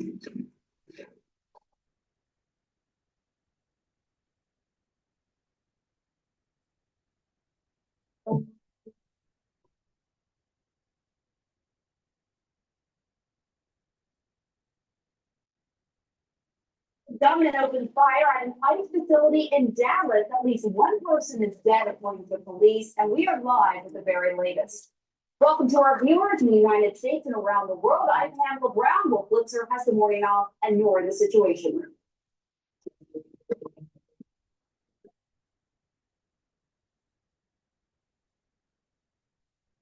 This is CNN breaking news. And we begin with the breaking news. A gunman opens fire at an ICE facility in Dallas, killing at least one person and wounding two others. Law enforcement officials tell CNN that at least two detainees were shot. According to the deputy director of ICE, no ICE officers were injured and the shooter is deceased. We're told ICE employees, civilians, and immigrant detainees are among those at that facility. We are awaiting a news conference any moment, and of course, we'll bring that to you as soon as it starts. So let's go straight to today's Priscilla Alvarez. Priscilla, what is the latest? Well, Pamela, we're still gathering details as to what exactly unfolded here, but we are learning more from the Dallas police, which moments ago said what transpired this morning in a post on X. Let me read some of that to you. They said that they responded at about 6:40 a.m. to an assist officer call at this facility. They went on to say that the preliminary investigation determined that a suspect opened fire at a government building from an adjacent building, and went on to say that two people were transported to the hospital with gunshot wounds, as you mentioned, one of whom died at the scene, and that the suspect is deceased. Now, the acting ICE director, Todd Lyons, on our air this morning, saying that the suspect was dead from a self-inflicted wound. And what my sources tell me is that at least two detainees were shot when this happened. Now, just to give you a little bit of context as to what the facility is, this Dallas ICE facility is generally a place used to process detainees. So they may be arrested by ICE, taken to this facility to be processed, where there are about 3 or 4 holding cells. So generally there are a few dozen people at the facility before they are then transferred to a detention center. Now, we still do not know the motive of this shooter. We'll hopefully learn more about that in the forthcoming presser. What we do know from Homeland Security officials is that no ICE agents or were shot or hurt during this incident. That's what they have said so far. But they are also highlighting that there have been increased assaults, attacks, and threats on ICE personnel. In fact, this particular facility was the target of a bomb threat in late August. So the Department of Homeland Security similarly saying that they do not have yet a motive for this shooter, but they are tying this as well to what they have seen across the country, which is this increase in attacks toward ICE personnel. Take a listen to what the acting ICE director had to say about that this morning. I've never seen threats on law enforcement, specifically ICE, increase the way it is. You know, we're up over 1,000% assaults on officers right now. And really just a lot of the talk that's out there, a lot of the rhetoric is just the violence directed towards law enforcement officers just trying to do their job. And we just keep seeing an increase. Now, again, I want to stress the motive here is unknown. We're still trying to gather details on that. But what we do know is that at least 2 of those who were shot were detainees. There have been injuries, at least 1 person killed. The shooter died from a self-inflicted wound. And according to the Department of Homeland Security, no ICE agents were shot or hurt in this incident. We'll hopefully learn a lot more in the press conference in the minutes to come. Pamela. All right, I want to bring in Charles Ramsey for more on this. I know, Charles, we are expecting to hear from police there in Dallas. There's still a lot of questions. We don't know a motive. How are you looking at this? What questions do you have? Well, certainly, hopefully we'll get a lot more information as the press conference unfolds. But right now, behind the scenes, what's going on? The shooter is dead. So they either already identified him or they're in the process of identifying with the elite search warrants, a look at his social media footprint, did he leave anything behind, trying to determine motive. We know we have 1 dead, 2 detainees shot. Was the intent to shoot detainees, or was it to shoot ICE agents? I mean, we just don't know, whether or not the deceased individual was a detainee as well. So there are an awful lot of unanswered questions. I'm sure the FBI will be involved in this since it happened at a federal facility along with the Dallas PD. So hopefully we begin to get a picture of what actually took place once the press conference is completed. And we should note that there's been an uptick in attacks on ICE facilities, ICE officials. In fact, there's been over 800% spike when compared to the previous year in terms of assaults on officers. So you have that, plus the fact that this same facility in Dallas had been targeted before with a bomb threat. Are you surprised a gunman was able to get there and get through whatever security there is and carry this out? Well, from what we know so far, this was apparently a sniper. I don't know how far away the sniper was from the facility itself. The security they had in place there, and probably at ICE facilities and federal facilities for that matter, around the country, are basically protecting the building itself, in and around the building, which doesn't take into account a sniper. We don't know how far this person was, the kind of weapon it was used, obviously probably a rifle of some sort, in order to make a shot. But there are a lot of unanswered questions. But yes, I'm sure that security's been increased. I mean, this is very controversial what ICE is doing right now, but these officers are only doing their jobs, and they're doing it in the direction of the president. So, this is something that's controversial and certainly, unfortunately, not surprising in the current environment we find ourselves in today. But it's unfortunate someone lost their life, whoever that individual is. And the Vice President, J.D. Vance, just tweeted out, quote, "The obsessive attack on law enforcement, particularly ICE, must stop. I'm praying for everyone hurt in this attack and for their families." Again, at this early stage in the investigation, officials are saying that ICE officials were not injured in this. We know that 2 were shot, 1 was killed, so we're waiting more details. But given this wet environment, what should happen moving forward in terms of protecting, as you said, these ICE agents who are just carrying out orders from the president? Well, I'm sure there's going to be a security.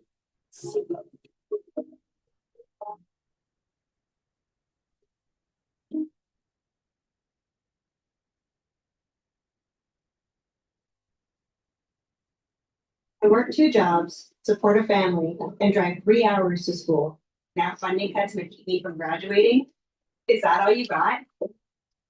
Well, I'm sure there's going to be a security assessment done at all federal facilities, but I would argue it goes beyond federal facilities. I mean, political violence in general is taking place in our country, and those high-profile individuals, elected officials, federal employees, and so forth, need to do a threat assessment to make sure that they're taking steps necessary in order to secure themselves. It won't be 100% foolproof, but at least review what you currently are doing to see whether or not there are additional steps, whether you need drones to check rooftops or whatever it might be. I don't know the answer, but I do know that you do need to assess where you are right now and what you may need to do in the future to do all you can to protect the people who work in these facilities.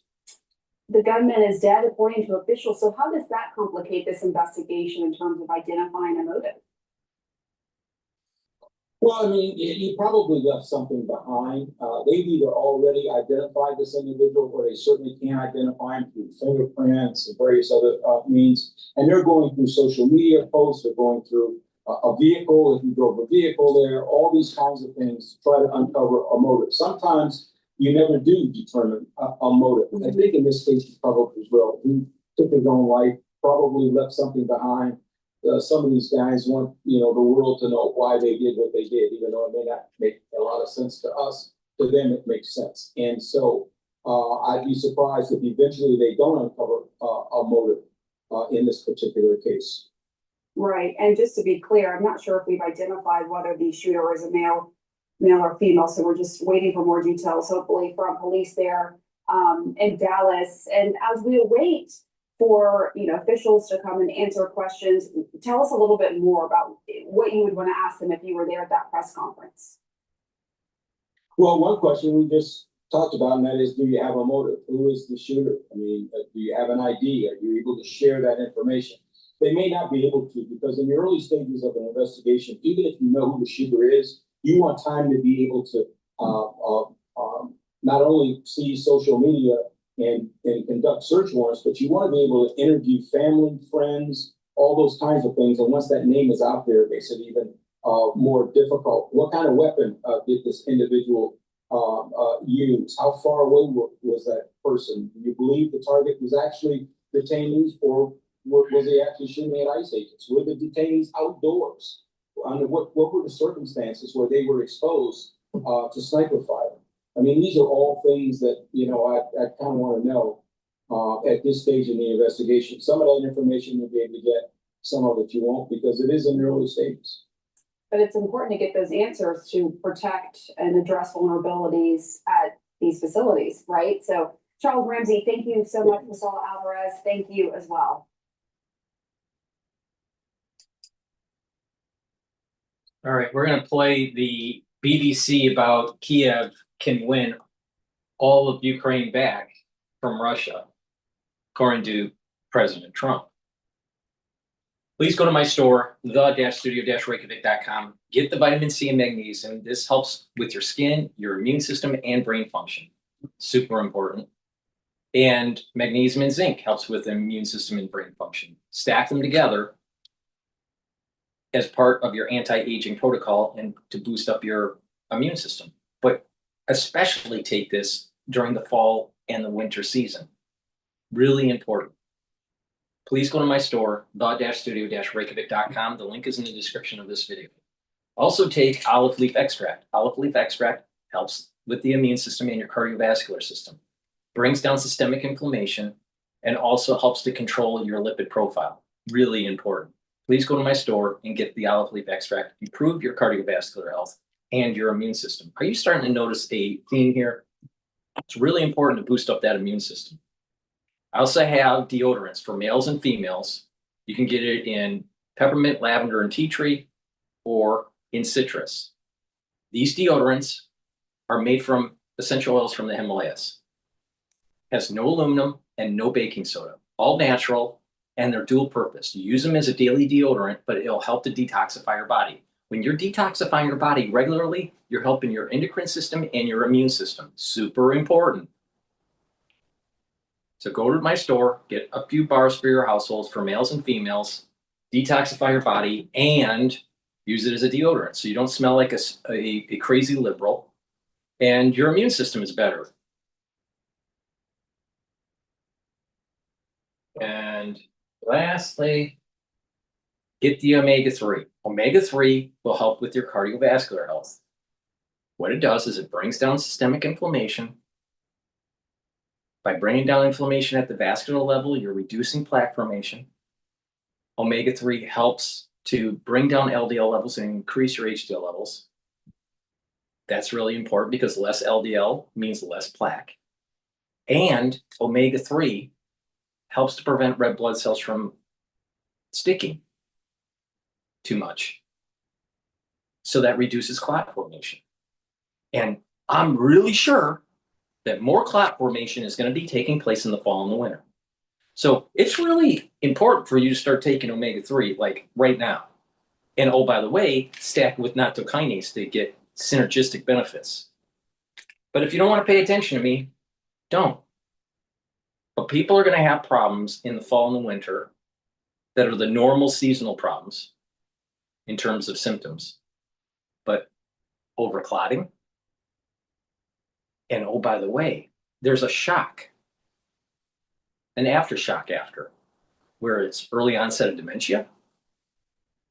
It's immune suppression. It's not just respiratory. But if you don't want to pay attention, don't pay attention. But be prepared. Be prepared.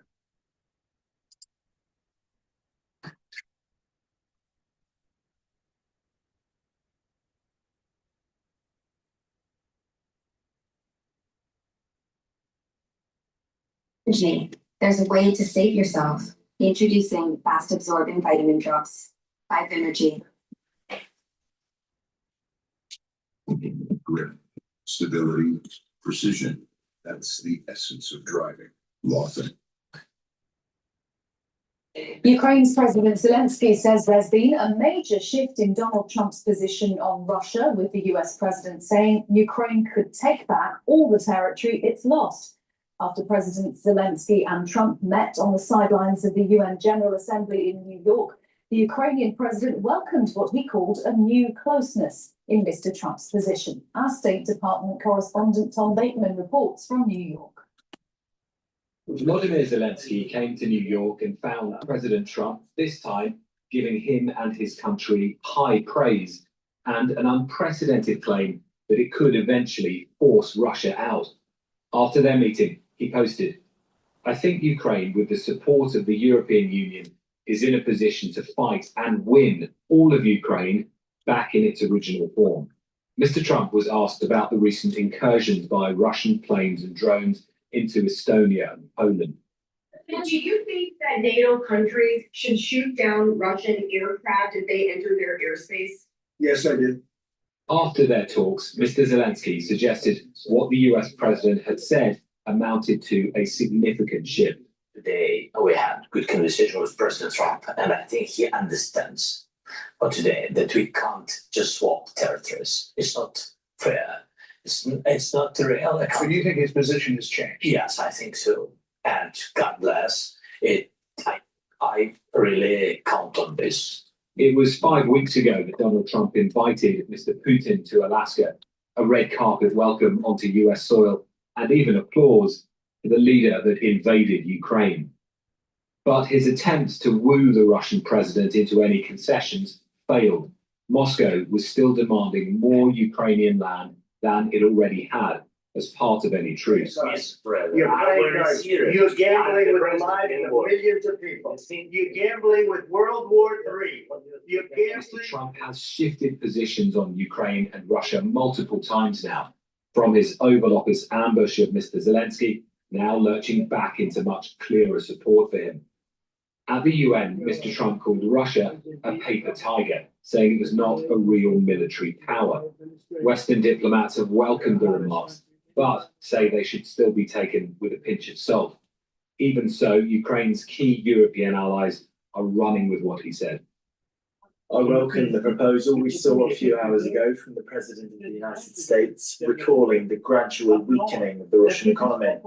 I welcome what he said, the on-the-ground failures of Russia. In more than 1,000 days, Russia's hardly gained 1% of Ukrainian territory. There's been so much loss, so many civilian victims, and few territorial gains. President Zelensky is hailing what Mr. Trump has said here. He thinks that it shows the American president is coming right back into the camp of the Ukrainians. But the fact remains that Washington hasn't given any new funding for weapons for Ukraine since Mr. Trump came to power. And that would be the one thing that truly could change the course of the war, and something Mr. Trump is still unwilling to do. As Russia's attacks on Ukraine continue, Mr. Trump's apparent shifts are some comfort for Kyiv. But with few signs Vladimir Putin has been moved by Mr. Trump's previous flashes of irritation with him, Moscow seems unlikely to be fazed by this one. Tom Bateman, BBC News, New York. The Kremlin had a diplomatic response to President Trump's change of tone. President Putin's spokesman, Dmitry Peskov, told Russia's RBK radio that the Kremlin leader values the US president's efforts to seek a resolution to the Ukraine conflict. Let's get some thoughts from Arseniy Yatsenyuk, who was Ukraine's prime minister during the 2014 Russian invasion of Crimea. He's now chair of the Kyiv Security Forum. Arseniy Yatsenyuk, thank you for being with us. I wonder how much of Mr. Zelensky's optimism you are sharing. Well, first, I share the take of President Trump. We can win this war, but let me add his statement. He said that Ukraine can win this war with the support of the European Union. He probably missed and the United States. So this is a verbal U-turn. That's true, and that's not what Putin expected. But what Putin is closely watching right now. whether these kind of verbal U-turn would be underpinned by very strong actions. Words matter only in case if they are backed by bold and strong actions. So I expect that the US president is to decide to provide an additional security supplemental for Ukraine, to impose secondary sanctions on Russia and those who help Russia to circumvent sanctions. That the US will stay strong and stay united with the European Union. And look, NATO and the US are the real superpowers in the world, with the strongest military on earth, with the strongest economy on earth, with a huge population, with the cutting-edge technologies. And we are fighting against Russia, which is actually Russia is fighting against us, with the size of economy less than Texas, and we are deliberating over an issue whether we can win or we're going to lose. We can win, and we have to win.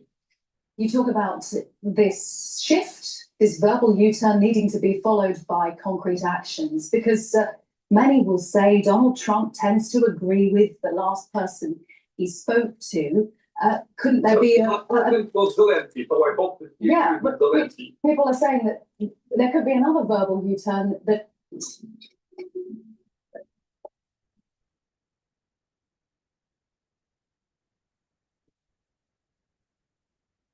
there could be another verbal U-turn the next time Donald Trump speaks to somebody pro-Russia, perhaps, and then turns in the direction of Putin again.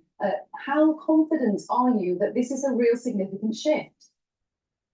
I am confident that it is in the United States national security interests to help Ukraine to win in this war.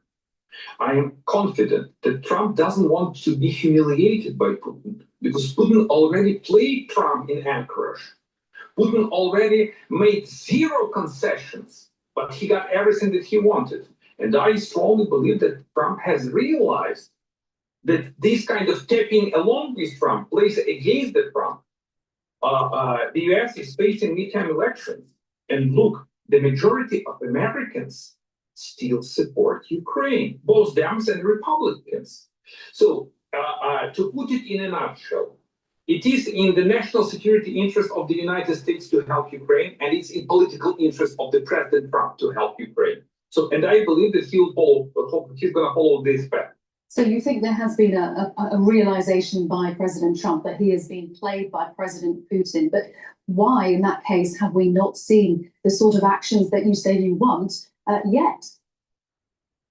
That's what we expect to see. Because after this kind of very strong statement, the world is closely to watch what kind of actions President Trump is to undertake. If there will be no actions, this would severely depreciate the words of President Trump. And this would have a negative and disastrous consequences for his reputation and for the reputation of the United States. And that's not the aim of President Trump. So I hope that he wants to get the Nobel Prize, not the Nobel Prize that have been gotten by Kissinger for Vietnam, a different type of Nobel Prize where Ukraine get durable, fair, and just peace.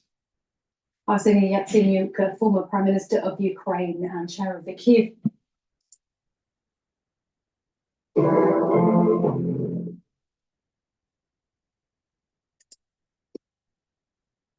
Welcome back. The House Oversight Committee investigating American billionaire Neville Roy Singham for potentially funding extremist groups, such as groups linked to the CCP, which promote division and unrest in America, including the June riots in Los Angeles. Oversight Committee Chairman James Comer and Florida Congresswoman Anna Paulina Luna wrote a letter to Treasury Secretary Scott Bessent to request a probe into Singham's funding activities and possible failure to register under the Foreign Agent Registration. They write this: "It is imperative that we expeditiously halt the continued flow of funds and material support for malign activities conducted at the behest of the CCP." Here now is the woman herself, Florida Congresswoman Anna Paulina Luna, a member of the House Oversight and Foreign Affairs Committees. Congresswoman, it was wonderful to see you the other day at the Charlie Kirk Memorial. Thanks very much for being with us this morning. Very happy to be back, Maria. So I want to ask you about this letter that you wrote to Secretary Bessent. Tell us specifically what Neville Roy Singham is doing in your view. Yeah, so he actually has been the #1 funder of these violent riots. Not even just that, but a lot of the political division and discord that you're seeing in this country goes back to Singham. He obviously is a massive ally of the Communist Chinese Party and has actually made his billions directly working with them, only to in turn funnel those efforts into organizations like the Party of Socialism and Liberation. Maria, though, this doesn't just go back to those riots that we saw that were protesting ICE back in January of this year. This actually is a lot more nefarious. He has over, I believe it's 12 different groups that he's funding, one of which actually has ties to the Salt Lake City queer group that was responsible or being looked at for the assassination of Charlie Kirk. And so what we're finding is these organizations specifically that are focusing on issues that are dividing us, whether it's based on race or class, don't necessarily even care about those topics at hand. They're just using it in an effort to sow discord. And as you're seeing with these violent riots, the money's going back to China. He's not a registered foreign agent, and so he needs to be investigated. And I've also forwarded it to the Department of Justice as well. Well, that's just incredible because for a long time I have felt that there is this Marxist thread raging through America and that it is coming from the CCP. Is it just to disrupt life in America? I mean, what is the point of funding and what specifically is he paying for? Yeah, so it's not just to disrupt. In fact, Neville Singham is an open, self-declared Maoist. He absolutely does not like what this country stands for, and so what these groups are doing, everything from funding, the Democrat Socialists of America, going into funding counter-Israel efforts, counter-America efforts. But what they're attempting to do is, if they can sow enough discord here and back elected officials, especially that support these ideologies, that would essentially put the United States as number 2 in the global order. It is my opinion and belief that he is working on behalf of the Chinese government to essentially break America. And that's what, unfortunately, some of these groups are doing. You'll see that the left-wing media has largely just been focusing on the clickbait content, but not actually looking at who's funding it. And Singham is number 1. I'd say that he's probably number 1 big fish that we have in regards to who's responsible for a lot of the divide in this country. And it's going back all the way to the CCP. Now, what's interesting about Singham is he actually lives in China a majority of the year, did not respond to Congress's request to have him to come in. So we did ask Bessent to freeze assets, but also you're seeing that FAR violation. And what I will tell you is the Department of Justice has a very easy layup here. They could actually bring charges against him. At the time, Senator Rubio had actually written, when he was the head of Senate Intelligence Committee, to Merrick Garland asking him to do this. Merrick Garland never acted, but we have all the evidence and ability to do so. So I'm encouraging both the Attorney General as well as our Treasury Secretary to act now. So there are assets that he owns in America that could be frozen. Correct. Yeah. All right. Well, we're going to talk with the Treasury Secretary this morning, so I will ask him and follow up on your letter about this. Thank you. I want to get your take on President Trump canceling his planned meetings with Democrats, Chuck Schumer and Hakeem Jeffries. The president said what they're asking for is unserious and ridiculous demands to prevent a government shutdown next week. Jeffries responded to the president yesterday. Here's what he said. Why? The Democrats are ready, willing, and able to sit down with anyone at any place at any time. It's clear that Donald Trump and House Republicans and Senate Republicans are running scared, which is why they refuse to even sit down and have a conversation to discuss the Republican government shutdown and the healthcare crisis that is going to cause people in the United States of America to die. Well, I think there was enough drama in that. People will die, Congresswoman. The president left the door open for future negotiations, posted on Truth Social to the leaders of the Democrat Party. The ball is in your court. I look forward to meeting with you when you become realistic about the things that our country stands for. Do the right thing. Congressman, where do you think this is going? Will we, in fact, see a shutdown next week? I don't want to bet against Trump. If it does end up happening, I think the Democrats would own that, and they have a lot that they're struggling with in regards to their messaging. So I don't know that we'll actually see a shutdown. But what I will tell you, Maria, is I heard Hakeem Jeffries on the floor literally say he would never support what the Republicans had put forward in regards to keeping government open. And so I think that President Trump made the correct decision because they want the clickbait. They want to be able to fundraise off of saying that they're resisting the president, but they're not actually serious about negotiations. And so I'm definitely going to leave President Trump to do what he does best and broker that deal. But it's ridiculous that they want to keep even COVID level spending in this. It shouldn't happen. We can't afford it. Yeah, I mean, look, this stare down is going to continue until Tuesday, I guess, when government runs out of money. And, you know, let's talk about the policy fight, because they're talking about the expiring Affordable Care Act subsidies. 22 million Americans is $30 billion a year. While the political fight is over really the future of the Democrat Party, because they've got their own infighting there. But your colleague, Clyde, Congressman, joined me the other day and really told us exactly what the Democrats want here. Here's what he said, watch. Andrew Clyde. I think what he's talking. With ProCare, you can make it easy for parents to register and maximize your center's enrollment with fast and responsive automation. Make a great first impression every time with ProCare. I think what he's talking about are the COVID era subsidies for Obamacare. Not one Republican has ever voted for it. It's a problem. We're not in COVID anymore. So I think this is an issue of what's not in the bill. This is a clean funding or spending freeze rather for the next 2 months so that we can get the appropriations process completed. So do you expect to get the appropriations process completed? And, you know, I always say, I've been saying, I don't know how it's possible that you could say you want to go back to pre-COVID spending and then all of a sudden say that you want all of these subsidies, Obamacare subsidies, in this, you know, in the funding so that government doesn't shut down. Yeah, we can't, frankly, Maria, we can't afford to continue the path of reckless spending. And a lot of what these people, just in general, Washington, is they're uncomfortable with going back to pre-pandemic. Well, guess what? We're not in a pandemic anymore. Representative Clyde was correct, though. This is a clean CR, but the appropriators and the cardinals who are head of those different areas need to put something on the floor. I'm not really a fan of CRs, and I'm not necessarily a fan of omnibuses. And so I hope that that's not where we're headed. But ultimately, I understand that this administration needs some wiggle room in an effort to bring forward their policies. And so that's why we've been so supportive.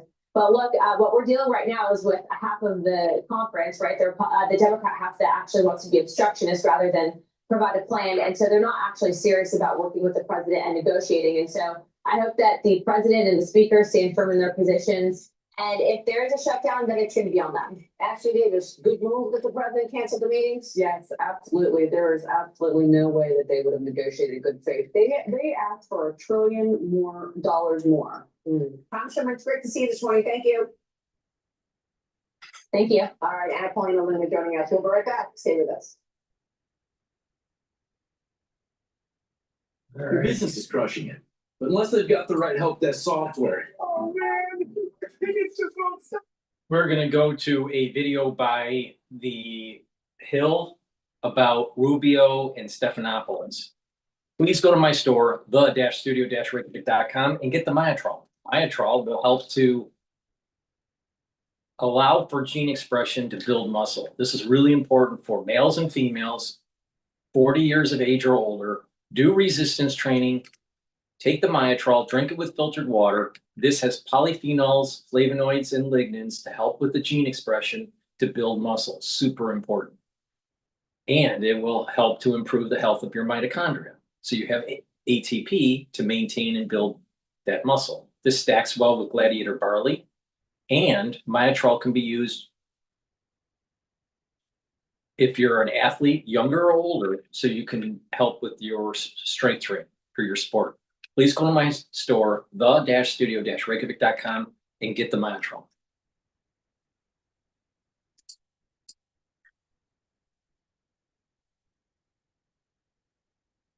Oh.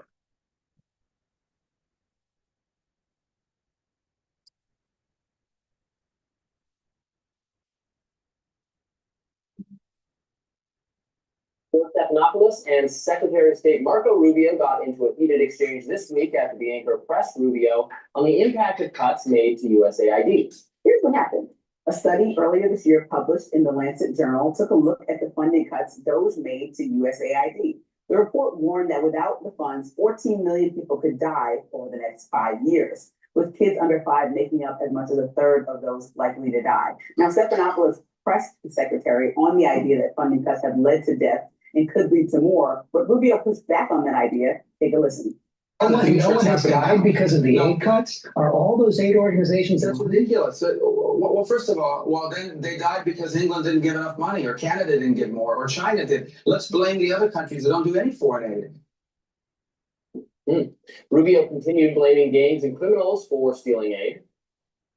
Dollars not going to The reason why feed aid someone didn't get there. The reason why some of these places didn't get the aid is not because we cut the aid. It's because there's a war going on and the aid never got to the people. So in Sudan, for example, it's not just a humanitarian catastrophe, it's a war zone. Okay, the aid is stolen, the aid is impeded. In fact, they use aid as a tool against the people, and so blocking aid as a tool and an arm of war.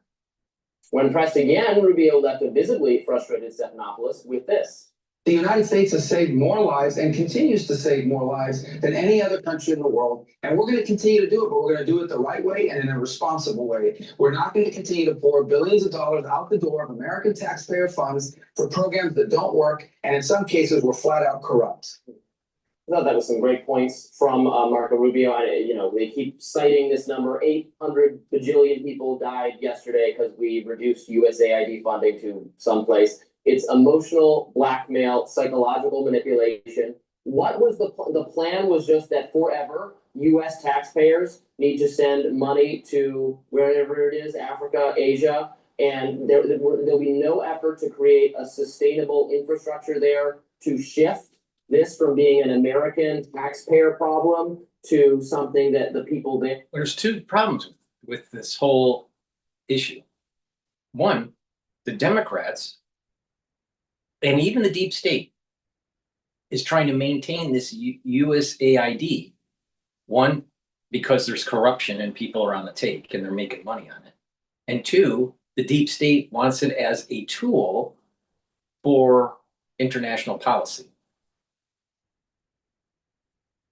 It's not that we're just giving it away. We don't give stuff away for free, all right? There's always a string attached to it, somehow, some way, all right? But the big issue here with the Democrats is that this was a means for them to fleece the American taxpayer.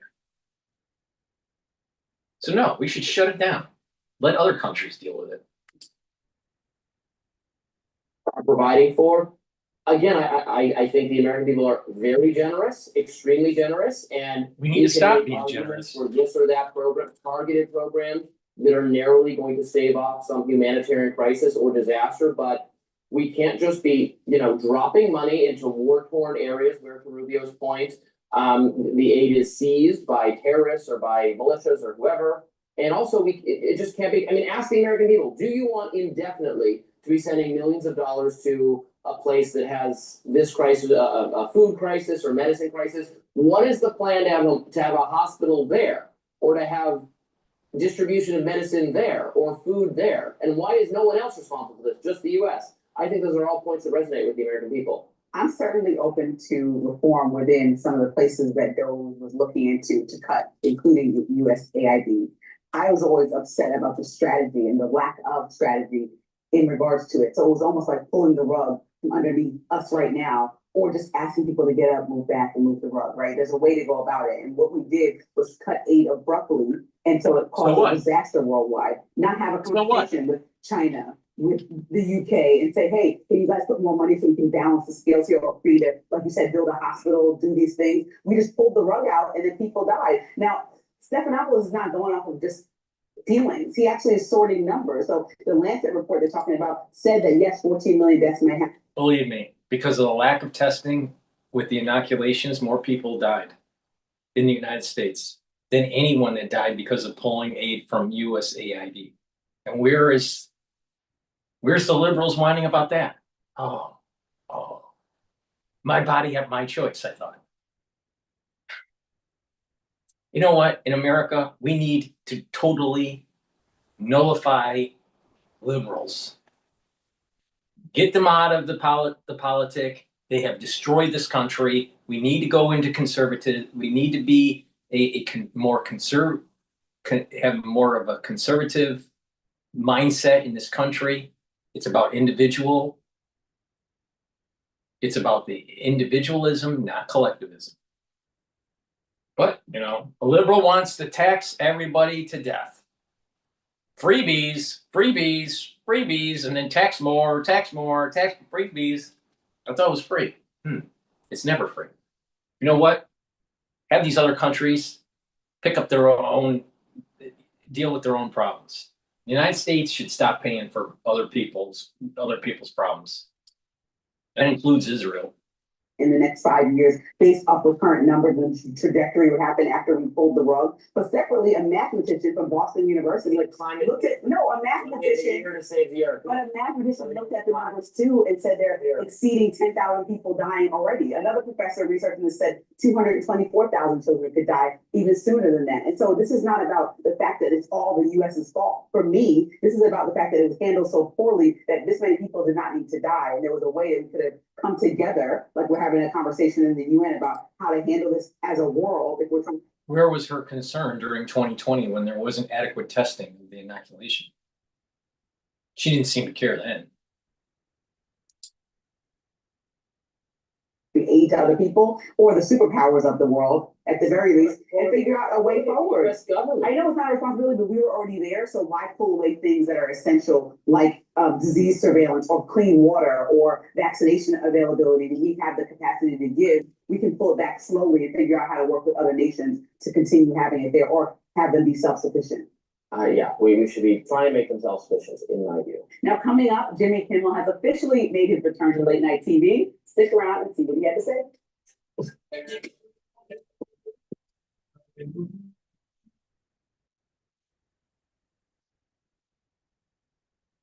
Great. All right, let's listen to what Peter Ducey has to say about this pivot. Zero helps me take my business anywhere I want.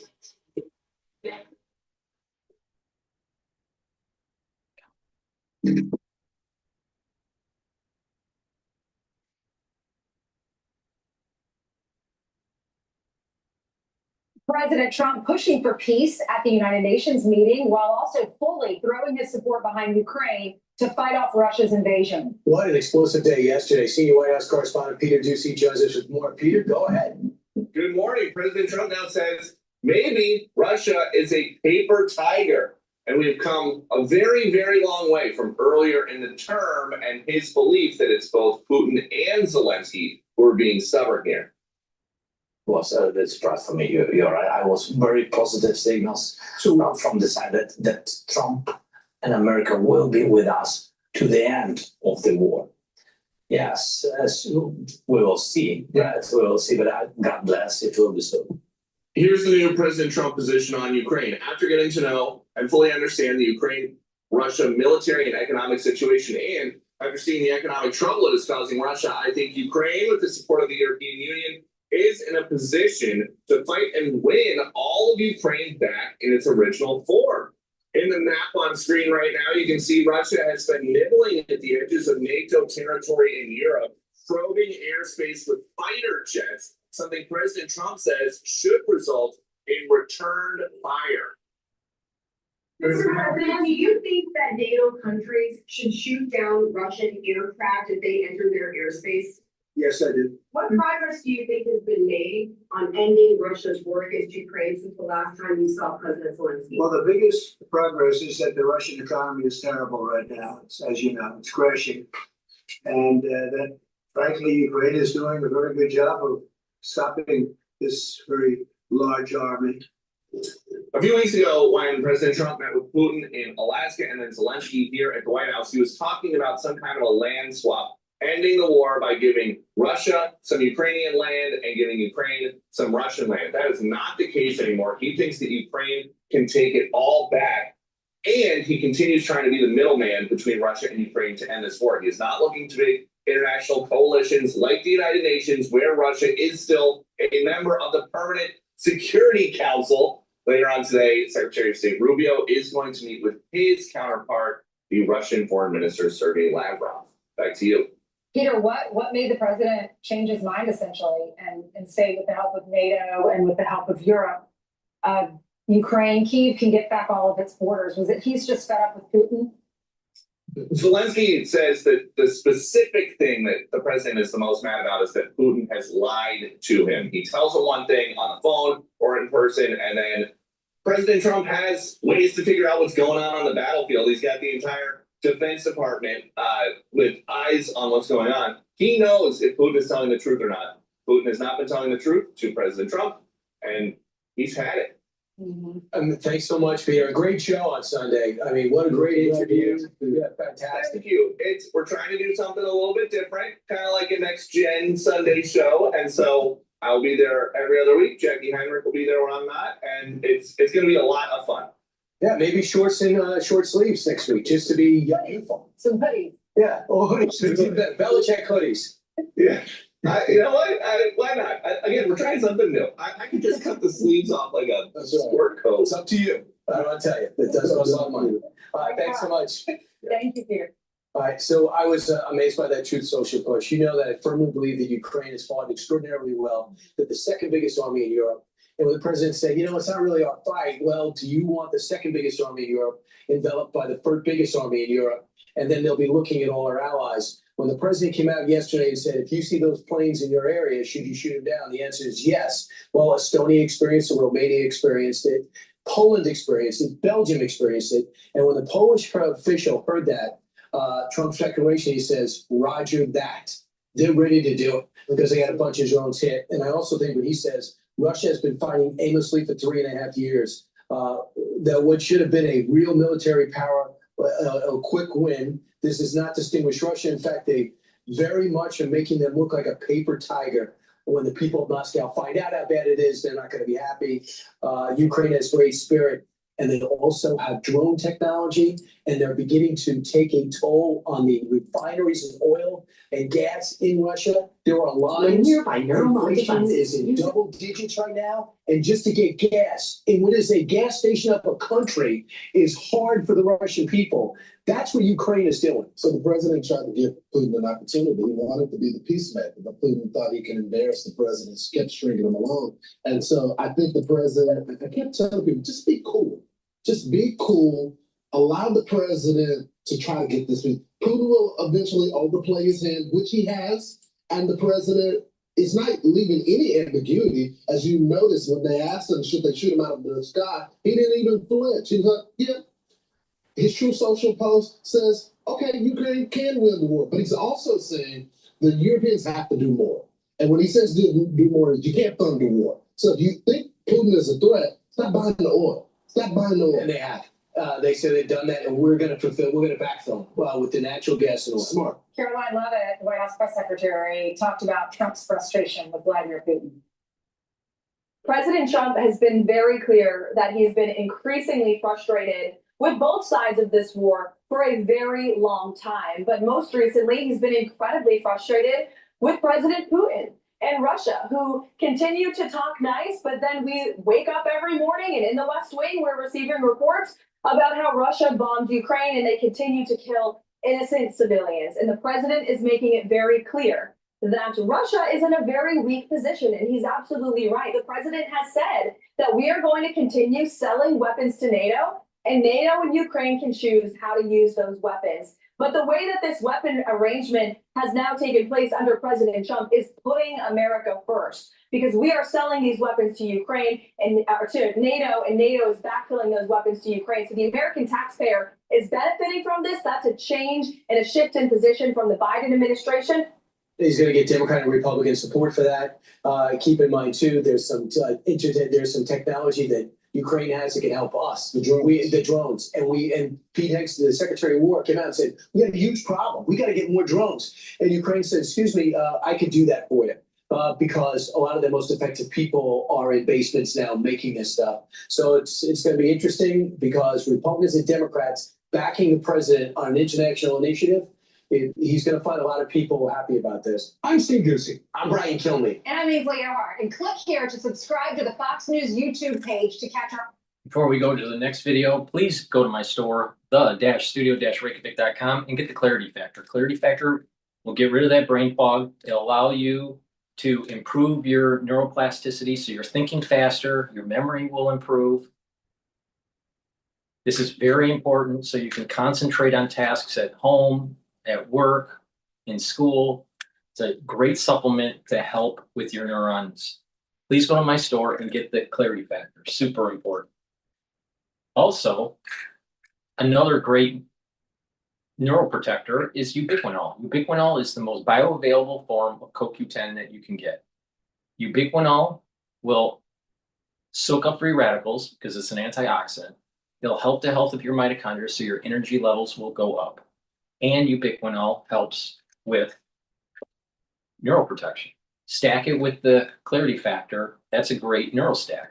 Protect those neurons, super important.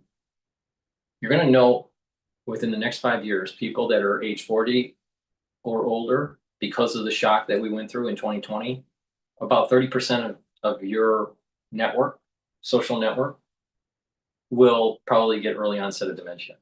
So you better start protecting your neurons. Heirloom barley brings down inflammation, detoxifies your body, and soaks up free radicals through superoxide dismutase. And when you detoxify your body and you're bringing down inflammation daily, what that will do is help with your immune system and your endocrine system, your joint health, and your cerebral system. Super important. Your vascular system too. Please go to my store, detoxify your body regularly, and bring down inflammation and soak up free radicals. This is a powder. Take it every day. It's an excellent supplement. And another great dual-purpose supplement is collagen. Collagen will help with your skin, your hair, your nails, but also your joints, your cartilage, your musculature, and your bone density. Take it every day. It's a powder. It's a month's supply. You can stack it with the heirloom barley. That's a great stack. Please go to my store, the-studio-reykjavik.com. Use discount 5. You get $5 off any order. If you spend $100 or more, you get a free gift until supplies last.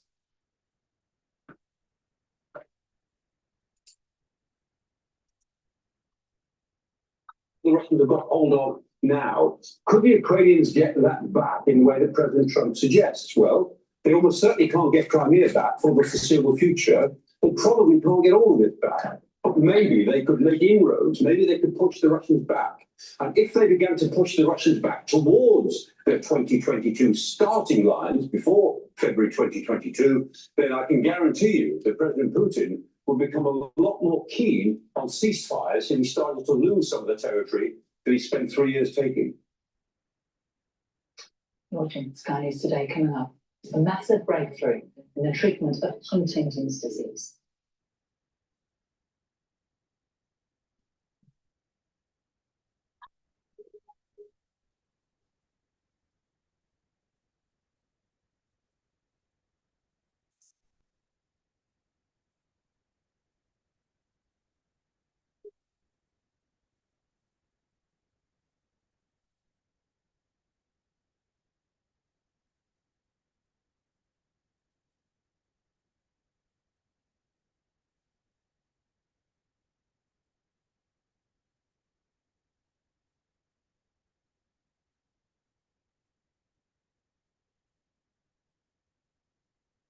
All right, let's listen to Fox News about Bill Hemmer.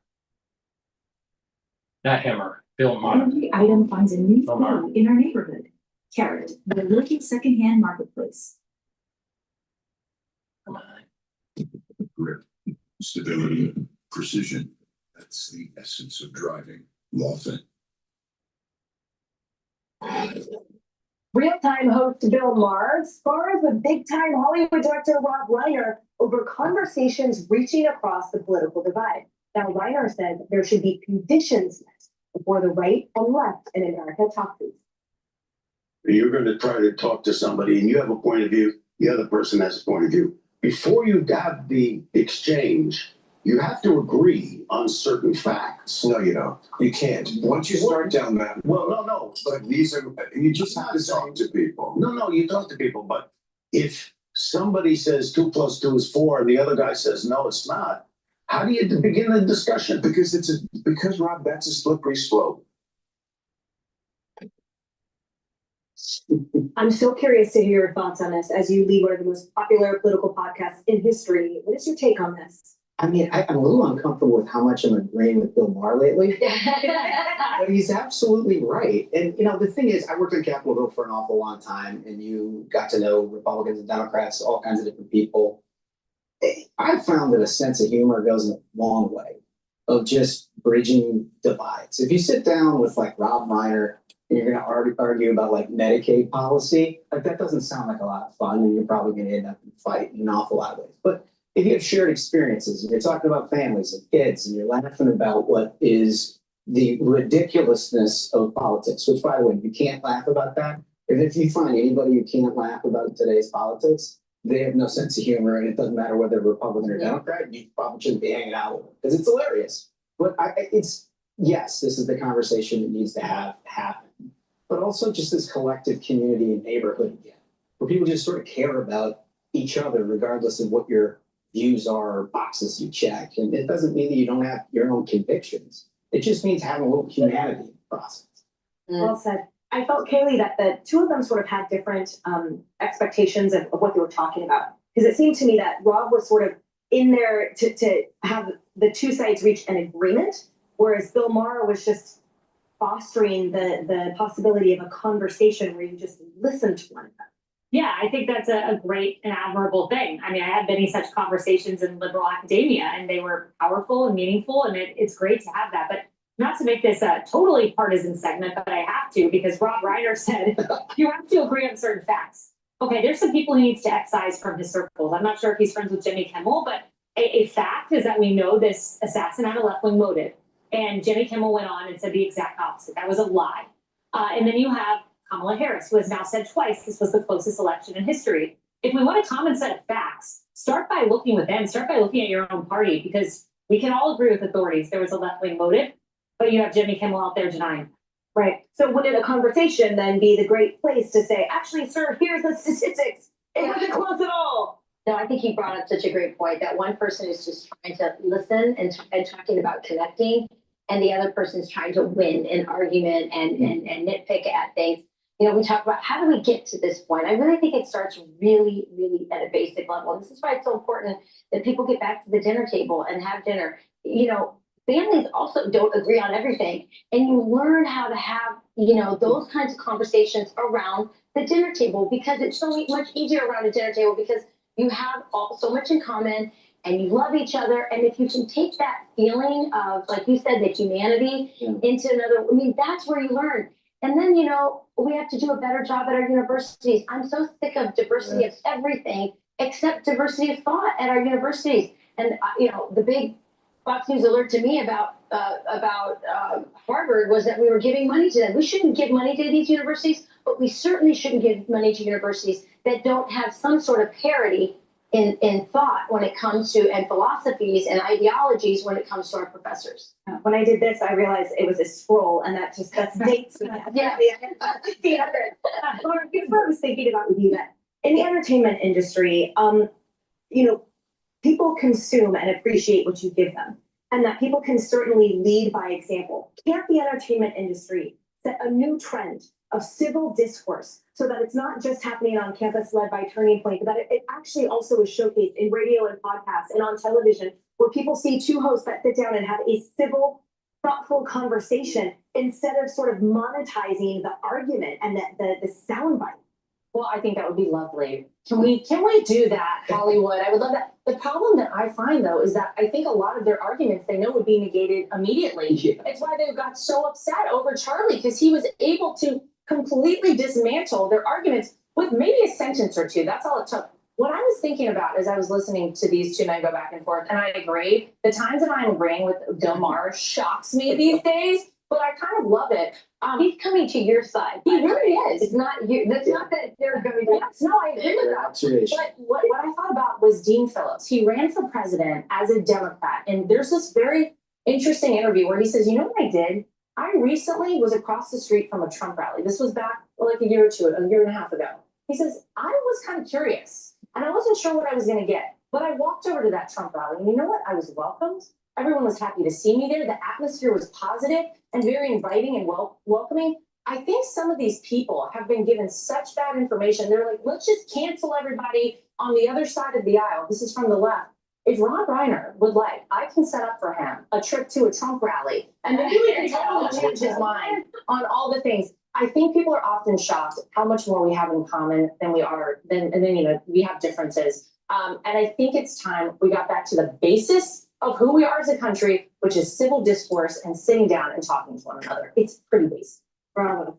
All right. Hey, it's Will Kane. Click here to subscribe to the Fox News channel on YouTube. It's the best way to get. I have nothing in common with Marxists. I'm really sure about that. So the ultra liberal, no, conservatives need to push back. What is this?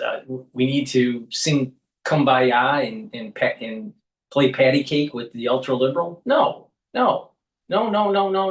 Because these are the very people that actually want to destroy the Constitution, destroy democracy, destroy capitalism. That's their whole shtick. If you don't believe me, just listen to these people and where they're getting their information from. It's a Marxist takeover. It literally is Marxism. They almost like, I'm sure what they do at home is just have a picture of Marx in their living room. And every morning they wake up and they light a candle for Karl Marx. Like it's their god or something. It's amazing. So you need to push back. You don't need to agree. You don't need to have a conversation. You just need to push back. I don't want their policies. Why? Because they're not functional. But yet we have a bunch of young people in New York that shouldn't even be here. They don't even deserve to be here. But they got a bunch of young people in New York that aren't making enough money, that can't live here. And what they do is they end up voting in a communist, AKA Mamdani. Please go to my store, the-studio-reykjavik.com, and get the vitamin B complex. Take this if you're 40 years of age or older. This will rev up your metabolism. It'll increase your energy levels. The first 4 B vitamins helps with the electron transport chain to increase that ATP. And B12 helps to protect neurons. So it's really important. Protecting your neurons, super important to slow down the aging process, but also to mitigate the aftershock from the 2020 crisis. Now, if you don't pay attention to me, it's your own goddamn fault. Now, going back to my diatribe on ultra liberals. Have you ever seen these kids that are coming into New York now, where they're literally, their mother and father are helping them move in? So to get out of college, they're not students. No, they start working at an entry level at a bank, or at maybe a consulting firm, or Ernst & Young, or wherever. All right, and they're literally they're helping their kid move in. Now, I'm from a generation that the parents don't help your kids move in. What the hell? What is this? You may have a friend that helps, but not your parents. That's almost like an embarrassment.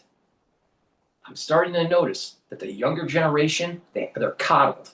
You got the helicopter mom making sure that that they're somewhat protected, and that they have a warm bottle and a blanket, because they're going into the real world now. I was with at an event where there was an elderly. Let me rephrase it. I was at an event where there was an older physician. All right. Near the end of her career, pediatrician. All right. And she was stating that her practice in the last few years, so the last 4 years or so, the kids, the pediatrics, typically pediatrics is at birth, right? All the way to about age 18. All right. And then you go to a general physician if you're an adult. That's the normal way. And it's been like that for decades in the United States. All right. Unless you're in some rural area and the pediatrician has to also service adults. This pediatrician in New York, near the tail end of her career, so she's older, is seeing many patients that are in their 20s and in the early 30s because of developmental issues. Some of it's psychological, some of it's actually endocrine. Now think about that for a sec. You have people in New York that where their kids are seeing a these adults, 20-year-olds and 30-year-olds are seeing a pediatrician because they're not up to snuff intellectually or endocrinology as an adult. Now that's partially because of the scheduling that's happening in pediatrics. I mean the inoculation scheduling. That's due to the toxins in our water and in our food supply. The social media, that it's degrading and preventing individuals from actually becoming adults.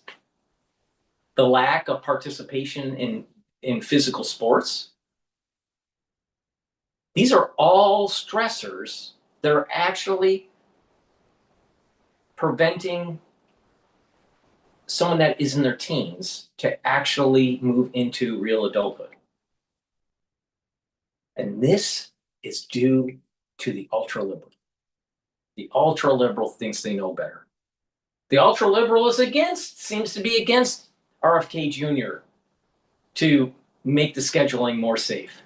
The ultra-liberal is against cleaning up the food supply. The ultra-liberal is against. Did you see these videos on TikTok? Where people were starting to take a bunch of Tylenol just because they hate Trump? I mean, they're crazy. These people are fucking crazy. So are we supposed to just like sing Kumbaya and just, agree to disagree? No, you need to push back because their mentality, their policies are affecting people. They're affecting their endocrine system. They're affecting their emotional makeup. And conservatives need to push back and push back hard and prevent an ultra-liberal agenda from taking hold in the United States. That is literally Marxism. So this is not just political. This isn't just some political theory. You're seeing adults that aren't going through the normal milestones to reach adulthood. And that's a problem. Then you fast forward to maybe having a war with China. You think these 18-year-olds, 20-year-olds are ready to fight for America when they're still going to a pediatrician?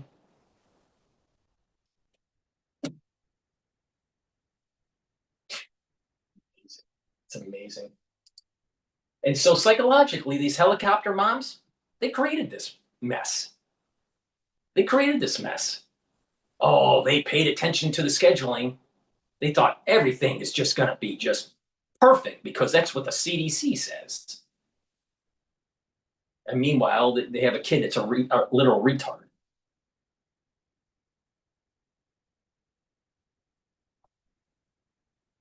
Amazing. Absolutely amazing. All right. Let's go to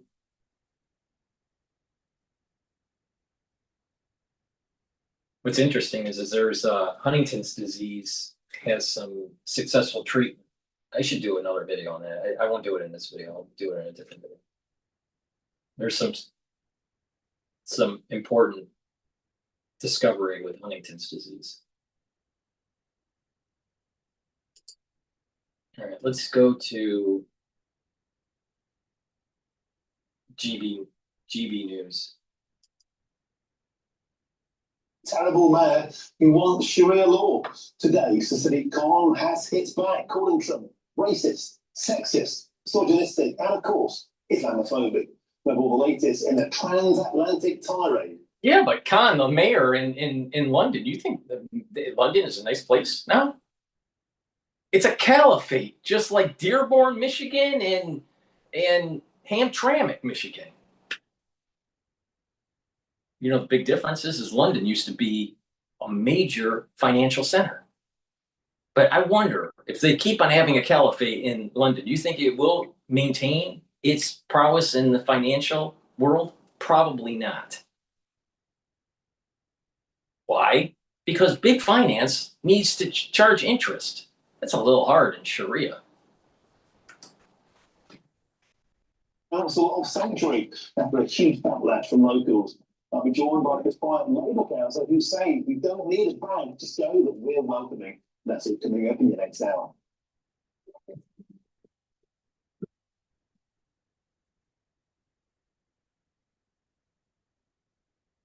Welcome to the show. It's a pleasure to have your company. One day, two stories that frame the utter insanity of where our asylum system has ended up. The first one, a video of foreign criminals being deported, violent criminals, sex offenders, being given £2,000 on credit cards, which they can simply plug into an ATM in Romania and take £2,000 of your money. The second one, £350,000 of your money going to one taxi company in the south and Wales, ferrying asylum seekers to GP appointments, whereas last time you were able to get a GP appointment regularly, up to 250 miles to get their knees checked. Have we totally and utterly lost the plot? Get in touch, gnews.com/your sales, the way to do so.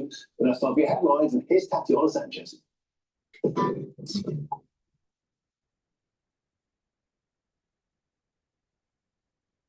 Martin, thank you. The top stories. The London mayor has branded Donald Trump racist, sexist and Islamophobic after the US president claimed the mayor wants London to go to Sharia law. I look at London, where you have a terrible mayor, terrible mayor. And it's been so changed. Now they want to go to Sharia law, but you're in a different country. You can't do that.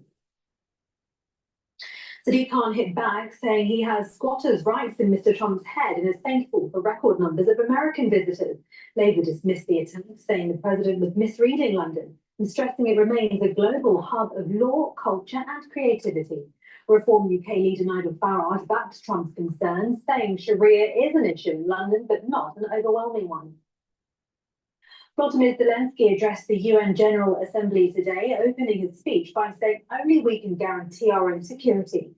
He said Vladimir Putin will keep driving the Ukraine war wider and deeper unless he is stopped. There are no real security guarantees except friends and weapons, he said, adding the world is living through the most destructive arms race in human history. He said that because international institutions are too weak, Russia's madness continues.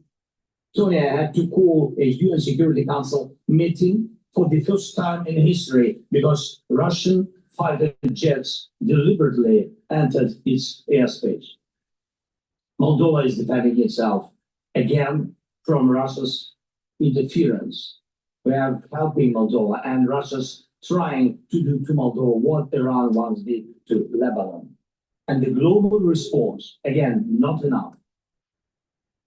Zelensky was speaking after US President Donald Trump shifted his position on the Russia-Ukraine war, saying for the first time that Ukraine could win all of its land back. Donald Trump called Russia a paper tiger in big economic trouble, but he stopped short of pledging more US funding or weapons for Ukraine. Russia has hit back, insisting Moscow is more bear than paper tiger. Elsewhere, a man in his 40s has been arrested in West Sussex over a cyber attack that's caused days of chaos at European airports, including Heathrow. The National Crime Agency says the attack targeted the firm Collins Aerospace, whose check-in and baggage software has been offline since Friday. Hundreds of flights have faced delays, with some airports forced to process passengers using pen and paper. Officials say ransomware was deployed as Collins scrambled to rebuild its system and urges airlines to prepare for at least another week of disruption. The suspect has been bailed as the investigation continues. The FBI says a shooting at a customs enforcement field office in Dallas is being investigated as an act of targeted violence. Police said 4 people have been shot and 1 has died. The attacker also died from a self-inflicted gunshot wound. Dallas FBI Special Agent Joseph Rothrock said it was a coordinated attack and just the most recent example we've seen of targeted violence. He also said early evidence suggested the attack was anti-ICE in nature.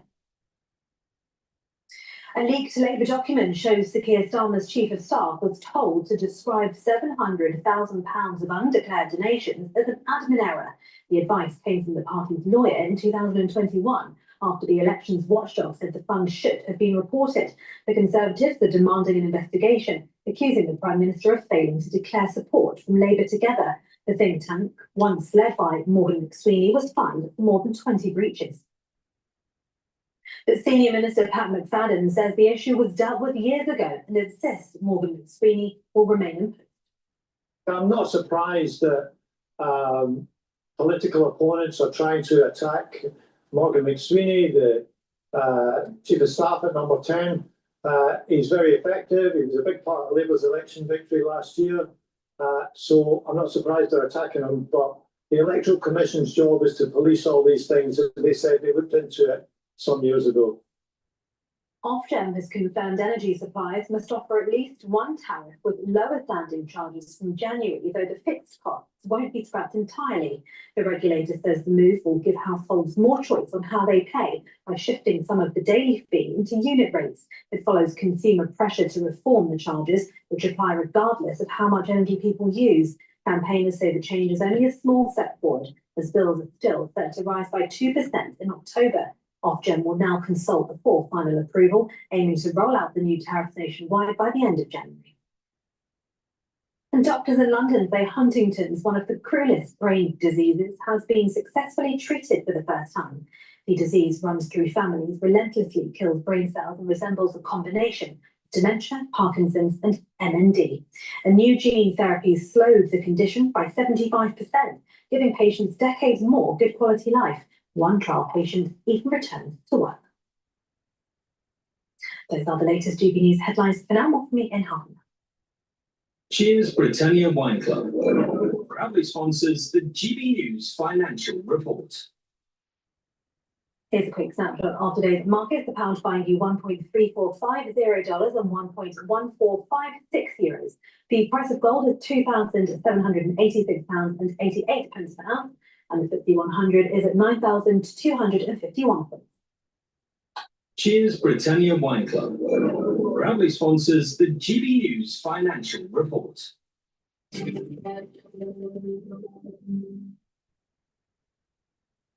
you, Tatiana. Well, here's the question. Have the lunatics once again taken over our asylum system? Because today it's emerged that foreign criminals deported from Britain after committing often serious offences, including murder. Please go to my store, the-studio-reykjavik.com, and get the digestive probiotic. All right, this is the MB40. This is a veggie cap version. And you can get the powdered version. I usually take the powdered version because I take a lot of different powders for my lunch. But you can get it in the powder version or in the veggie cap.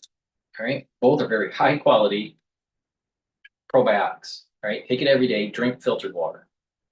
Now, what the probiotic will do is improve your gut biome. When you improve your gut biome, a lot of positive things happen with your body.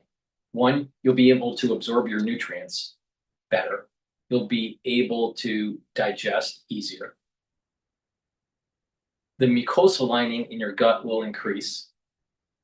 And the concentration of IgAs will increase. That's the antibody in your gut that you need for proper immune system at the gut level. You'll reduce leaky gut syndrome, and you'll improve the communication between your gut and your liver and your gut and your brain. Your metabolism will improve. You'll sleep better. You'll be detoxifying your central nervous system. You'll be consolidating memory. You'll be getting rid of brain fog. Lots of positive things happen, including the health of your skin. So please go to my store and get the very high quality probiotics. Now, the probiotics and the multivitamin are the foundation for the anti-aging protocol. Complete multivitamin are the multivitamins that you need for cofactors for enzymatic activity. When you have these cofactors, your enzymes will change shape and perform better in the cell. So those enzymes, they're a certain shape, but when you have the cofactor, it opens it up or changes the shape in such a way where it'll perform better. It has higher efficacy for that enzyme. So your cells are going to perform better, your tissues, your organ systems will perform better. Super important. So that's the foundation. So please go get the complete multivitamin from my store and get the probiotics. By doing that and taking it every day, that's a foundation to slow down the aging process and to get your body into a healthier state. So it's slowing down the aging process. Now, gladiator barley is a powder. It's a high density protein. This is a month's supply. You mix it with soft foods, filtered water, a smoothie, or even with milk. I mix it with soft foods like hummus. This will help you to build muscle when you do resistance training, but also detoxify your body, bring down inflammation. You'll recover quicker from your workout.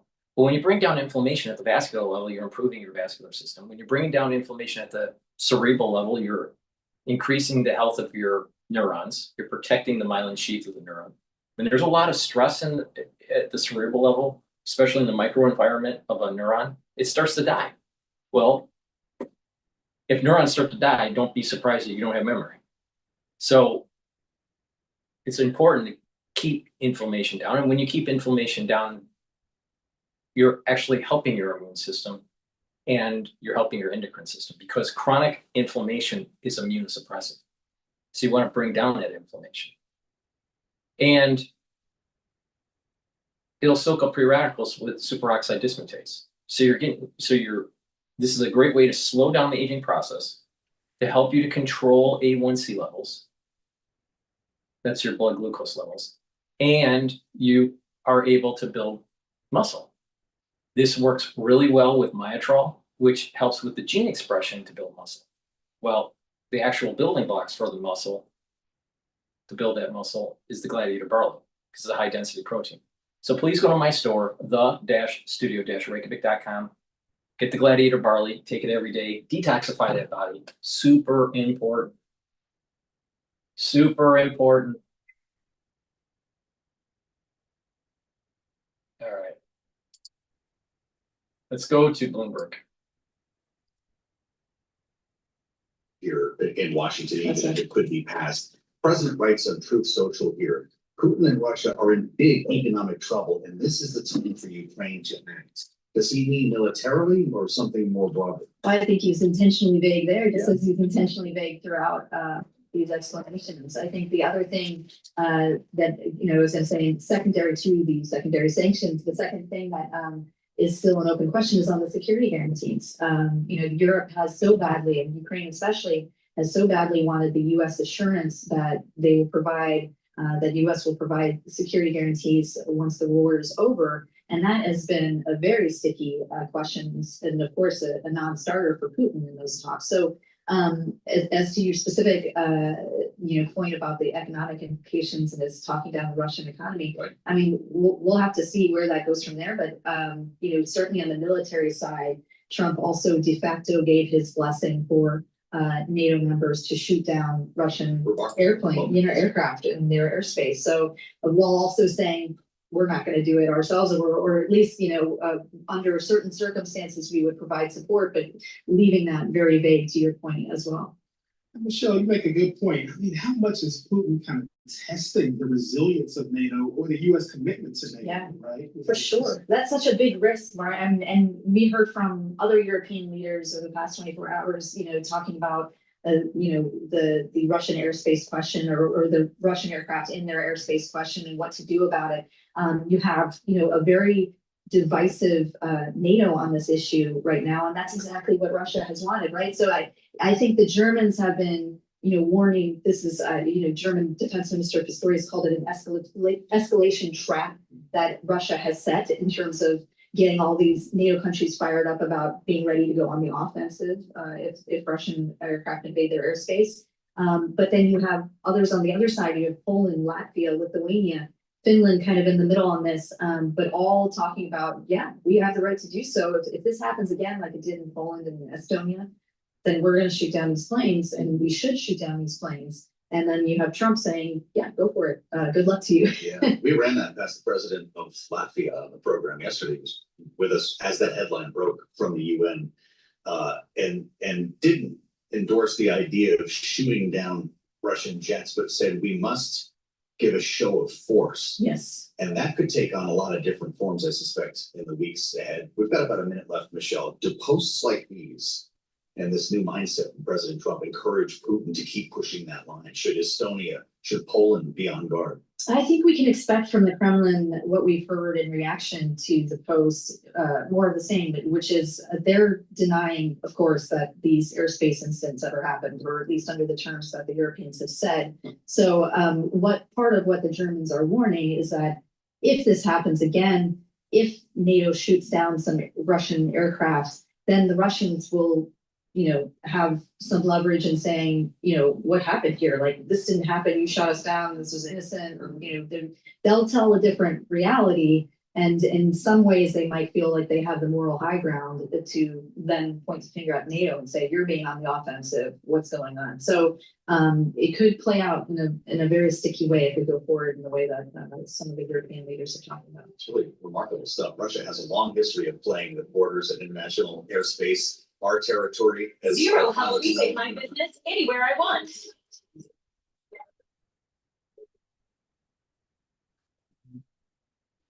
Kids grow fast, and sometimes they just need more. With Carrot, it's simple to find what they need. Each handoff is a connection, and the real... I don't want to turn this into an argument about one particular island off the warm coast of Estonia. If I stamp on your toe, I haven't attacked your toe, I've attacked you. Yeah. And that's how NATO should react to these. Hello and welcome to Frontline with me, Philip Ingram. Now today, all right, so they're going to talk about Putin under threat as Trump calls to shoot down Russian jets. Could be a game changer or trigger a NATO strike. But before I do that, please go to my store, the-studio-reykjavik.com. Get the Boomer Boost. This has 68 nutrients. This will help to target multiple systems. It'll help to target your heart and your vascular system and improve that. Help to improve your brain function. Improve your musculature. Rev up your metabolism and increase your energy levels. This is super important to take every day.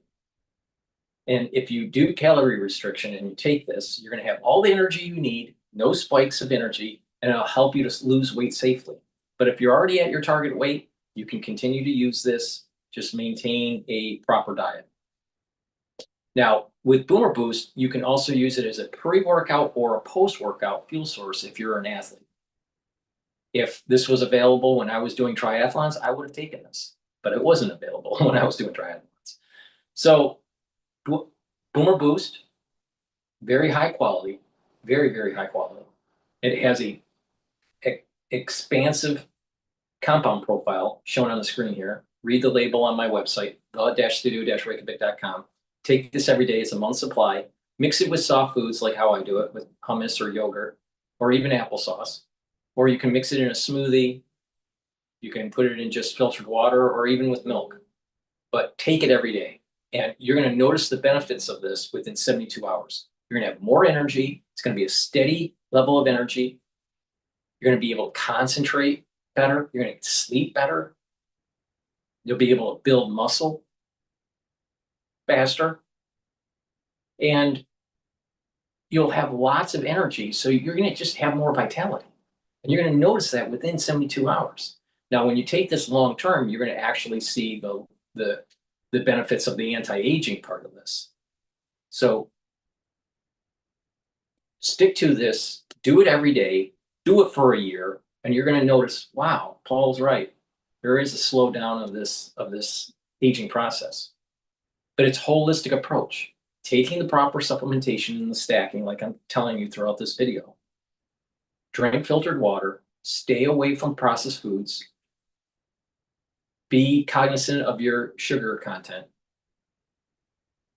do resistance training, balancing exercises, stretching exercises, a little bit of cardio. Too many people just do cardio. That's bad. You should be doing more resistance training than cardio. And mindfulness or spirituality, learning new things, reading and writing and talking to people in the real world. Stay away from negativity and too much of the screen, the computer screen or the phone. Stay away from that stuff.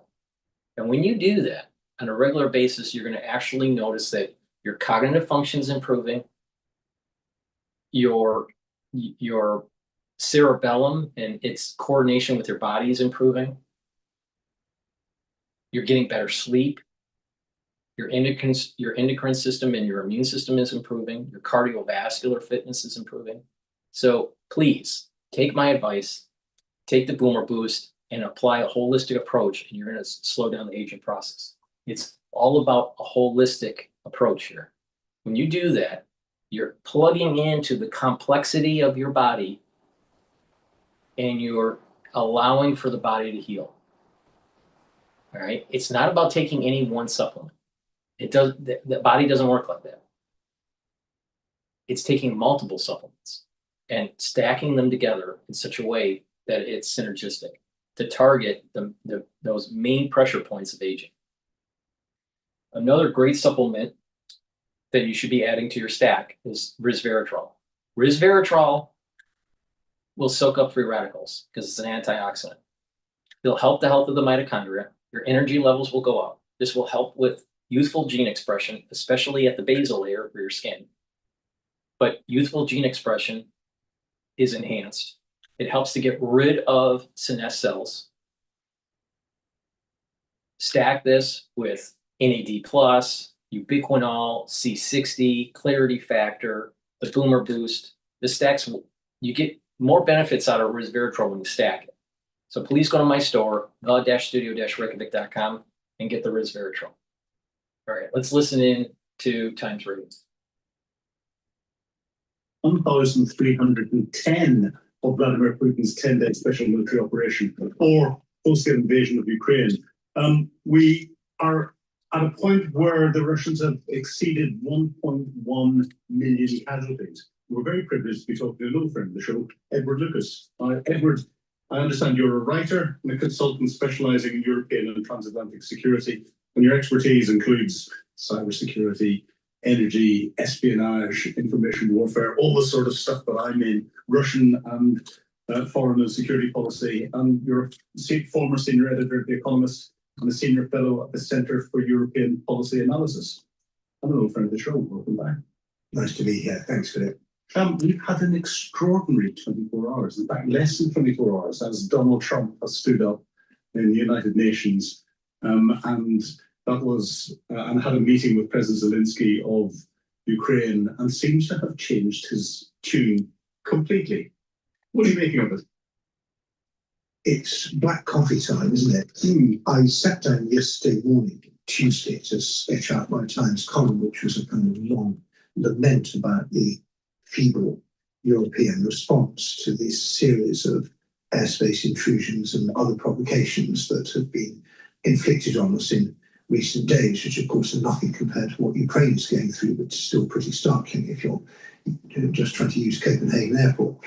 And then in the evening, the news broke of, first of all, Trump's speech, and then his meeting with Zelensky and his extraordinary post on Truth Social.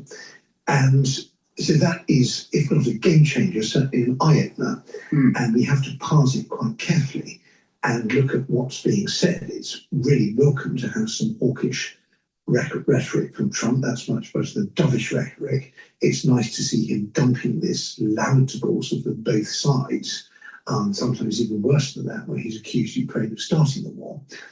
But in the end, what matters is deeds, not words. And there is not even the promise from Trump of tougher sanctions on Russia or more aid for Ukraine. So I think that in the end, we drink our coffee, but go back to the same problem that we've had before this 24 hours started. But he hasn't withdrawn support from Ukraine. He's lauded the fact that European NATO nations are paying the United States for weapons. It seems, and it's always difficult reading between the lines of what Donald Trump says, but it seems between the lines he may have removed some of the restrictions that there have been on the use of US weapons inside Russia itself, and Ukraine is successfully attacking lots of Russian targets, the Ukrainian manufactured weapons. But Donald Trump seems to be getting frustrated, and there's a better phrase, but frustrated at Vladimir Putin, possibly because Vladimir Putin is holding him back from being nominated properly for a Nobel Peace Prize. Are you seeing that frustration?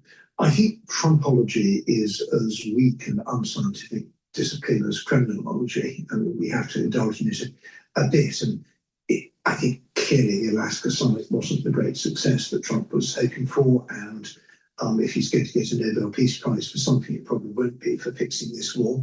And Putin has to some extent given him the middle finger, and all those play a role. But we also see that what was a security alliance based on shared history, shared interests, and shared values is turning into a kind of sort of insurance policy, or possibly just a buyer's club for weapons. And I'm delighted if the United States is continuing to sell weapons to European allies and to Ukraine in the quantity and quality that's desired. That's not at all the same as pitching in to defend Ukraine against Kremlin imperialism. So we have a sort of some gratifying nuances, but against a picture of a very big and unwelcome shift. The Atlantic reported this week that Elbridge Colby, the brains of the Pentagon, is saying don't sell scarce weapons to Europeans, we're going to need them in the Asia Pacific region. So there's a lot going on here. And I think it's also important to underline that Ukraine is now a really serious weapons producer. What Ukrainians need more than anything else is money to produce even more of the excellent weapons they've got, and there may be some high-end intelligence or special bits and pieces they need. But the idea that the Ukrainians are grateful for every lump of Western equipment they get is years out of date now. Well, it's interesting. Donald Trump, I think, may have come to realize that Ukrainians are actually very capable and are hitting lots of targets. And I think the amount of support that Ukrainians need from the United States is diminishing quite rapidly. And that's being recognized. But that political support is critical. And the other thing that Donald Trump came out with was a statement to say that NATO should shoot down Russian aircraft or missiles that go into NATO territory in the future, which again seems to be a very bold statement coming out. Do you think with the Shahad drone incursion into Poland, the MiG-31 incursion into Estonian airspace, we've now got drones coming from Russian contracted ships going into Copenhagen airport and possibly up into some of the Scandinavian airports. Do you think the response that we've seen from the international community and NATO has been sufficiently strong? Will Putin listen to it? Well, evidently not, because these provocations are continuing. If we had done something that was really decisive at any point, either on those attacks you mentioned or many others in the past, Putin would be nursing his bruises and thinking, I'm not going to try that again. What they did to me really hurt. So clearly we're not doing enough. And I think it's worth having a bit of a historical perspective here. We are used to the United States being the great spine stiffener, the great cheerleader of European security. And what we're seeing from President Trump doesn't really bear comparison with John F. Kennedy going to Berlin in 1963 and saying, Ich bin ein Berliner. And it doesn't bear comparison with Ronald Reagan's Even Empire speech of 83 or Mr. Gorbachev tear down that wall. We are clutching at straws here. There was a big worry that the United States might be so gun-shy that they would tell Saka, the American general, who's the supreme commander of NATO, not to shoot down any Russian warplanes with Russian people on board. Maybe drones are okay, but not a manned, crewed aircraft. But that would have been very worrying. You had some European allies thinking, well, maybe we need different chains of command. If it's in our airspace for 12 minutes, and we've got to get both Saka and perhaps also Prime Minister Meloni, if it's an Italian F-35 that's locked onto this intruder, and that's an awful lot of political decision-making in a very short space of time. So maybe we actually do need much shorter and tighter chains of command. And one thing I'm advocating in my column tomorrow, now that I've actually written it, is that we should change the rules of engagement so that the authority to shoot down these planes is decentralised and much lower. And that's still lacking. But I think the broader question is we don't want to turn this into an argument about one particular island off the northern coast of Estonia. If I stamp on your toe, I haven't attacked your toe, I've attacked you. And that's how NATO should react to these. But we've had in the last 10 days 2 instances. Please go to my store, the-studio-reykjavik.com. The link is in the description of this video. Get the lignans. This will help with your endocrine system and your immune system. Take this, especially in the fall and the winter. This will soak up free radicals and bring down inflammation. Super important to boost up that immune system. Please go to my store, the-studio-reykjavik.com. Get the lignans. Use discount 5. Of NATO's Article 4 being called. Now that's unprecedented. From a geopolitical perspective and from a NATO perspective, I'm both focused on Russian activity. Do you think Vladimir Putin's going to listen to what's effectively a collective finger-waggling and stiff letter coming out of all of the NATO ambassadors? Or do we need to do something a little bit more firm and militaristic? Okay, we do. And I think that these attacks should really be seen not as specific breaches of particular airspace or burning down a particular warehouse or beating up a particular individual. What they all have in common is they're attacks on our decision making. And they are there to expose weakness of will and disunity, both disunity between countries and disunity within countries. And we have, I think, to some extent fallen into a trap of saying that we'll respond to this with an Article 4 consultation, after which nothing happens. And Article 4 sounds quite imposing, as indeed is Article 5, until you invoke it and you have a meeting and then nothing happens, at which point it loses its sort of moral power. So I think it's what the most important thing for us is to get away from the idea that meetings and stern resolutions or reprimands have any kind of real force. What we need to do is to think what will persuade Putin not to do this again.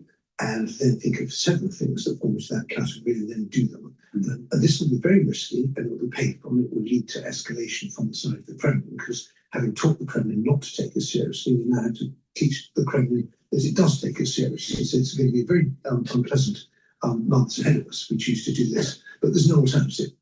So do you think these are deliberate acts by Vladimir Putin to try and test the political reaction and political resolve of the West, as well as the military reaction? And what do you think Putin's now sitting back and watching what's going on is actually making of statements of the United Nations, of the NATO reaction, and what world leaders are saying? Well, I think it's very informative for Putin. So he's seen, first of all, that there isn't the sort of American reaction that we would have seen 10 or 15 years ago. I mean, imagine if this had happened under George W. Bush or under Clinton or under Obama even, you would have had the Vice President or the Secretary of Defense or the Secretary of State or several of them all flying into Europe. You would have had some serious smacks to Russia and probably a sort of demonstrative reinforcement of the American military presence in Europe and probably other things as well. And we haven't had any of that. So the first lesson for Putin is that America is basically disengaged from European security except as an arms salesman. That's an important lesson. It's also very clear that some countries have the means to deal with this on their own. That's Poland, for example. That's really serious. It's also clear that Denmark, and I would argue also Sweden, are pretty clueless when it comes to these attacks on infrastructure. We had a whole range of things going on in Sweden this year, which are not viewed through a national security lens. They're viewed as sort of possible outbreaks of hooliganism or just random acts of misfortune. And there's no strategic response to Sweden from them. That's all super useful for the Kremlin to know. There's also the difference in perceptions from countries that still take the United States very seriously and are hoping against hope that Trump's still going to be there for them, perhaps including Lithuania, and others which seem to have basically decided that America's a busted flush. And according to the excellent piece by Gideon Rackham in the FT this week, that would include Estonia, and perhaps the feeling is mutual. The Pentagon doesn't seem like Estonia very much. Now, these aren't set in stone, but these are all useful clues for the Kremlin.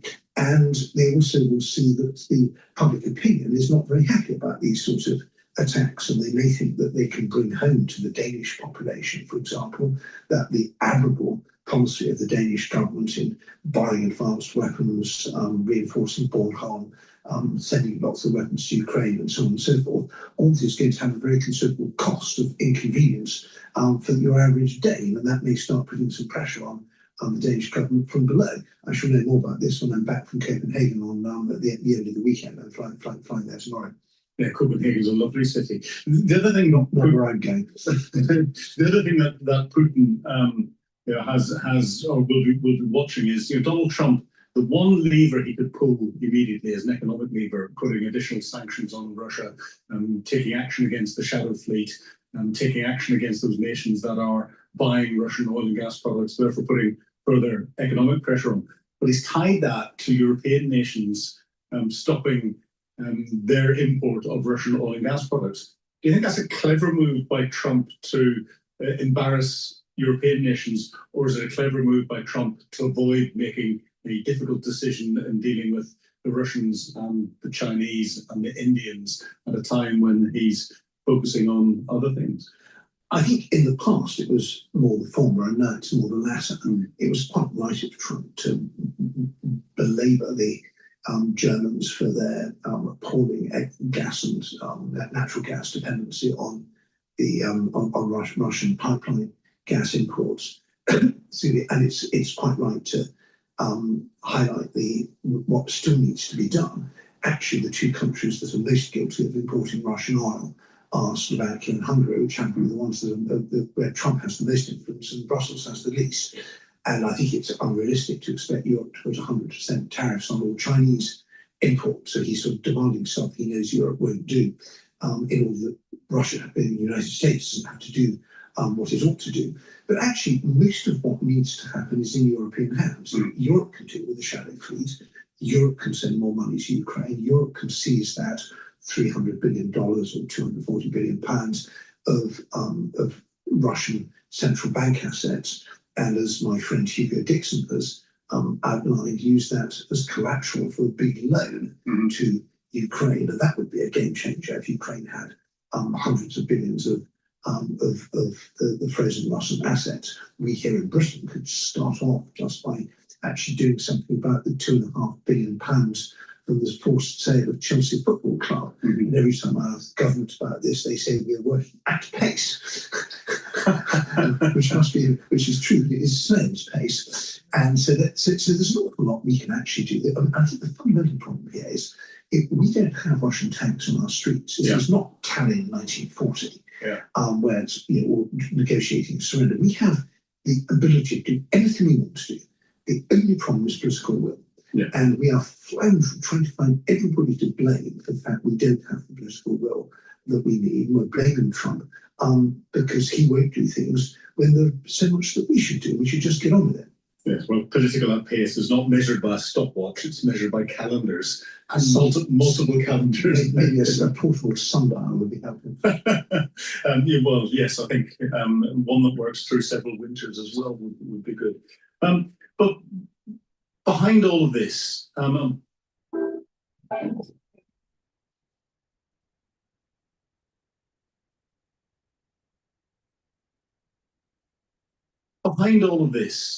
behind the political rhetoric and everything else, there's this, you've moved to try and get some military package that could come in if there's a peace agreement, the ceasefire agreement inside Ukraine.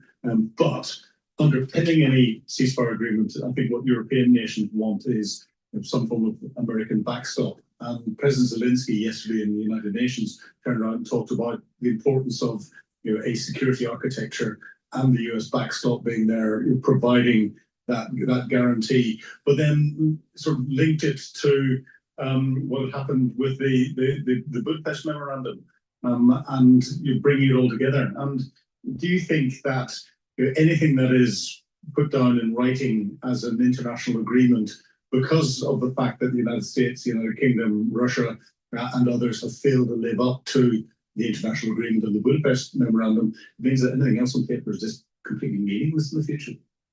Correct. So what's the solution? But I think we need to stop this sort of touching but deluded and actually quite damaging belief that we can solve this with bits of paper. And we've seen that NATO, which is the most solid treaty-based security alliance imaginable, actually falls apart quite quickly when political things change and there are European countries that are de facto non-members of NATO, and the United States, as I argued earlier, is basically walking away, except perhaps as an arms salesman in some sense, provider of high-end intelligence. So in the end, it's about, do we have the political will? Are we willing to go to war with Russia to defend ourselves? That's the question. If we are willing to go to war with Russia to defend ourselves, then we should be supporting Ukraine to the hilt and supporting them right now, not after some ceasefire, but while they've got a chance of, as President Trump now says, regaining most or even more than their lost territories. The idea that we suddenly will gain the political will after some kind of arm-twisted ceasefire or armistice seems to be very odd. That our risk appetite will go down rather than up. We'll be even less willing to confront Russia, and anything we do deploy in Ukraine as some kind of tripwire or stabilization force is just a sitting duck for Russia to attack and expose our lack of defense and deterrence and those flaws in our decision making that I was talking about earlier. We're seeing changes in Europe's approach to the United States. Lots of people are kowtowing to Donald Trump to try and keep him on side. We're also seeing Europe coming together in a way that I don't think we've seen beforehand.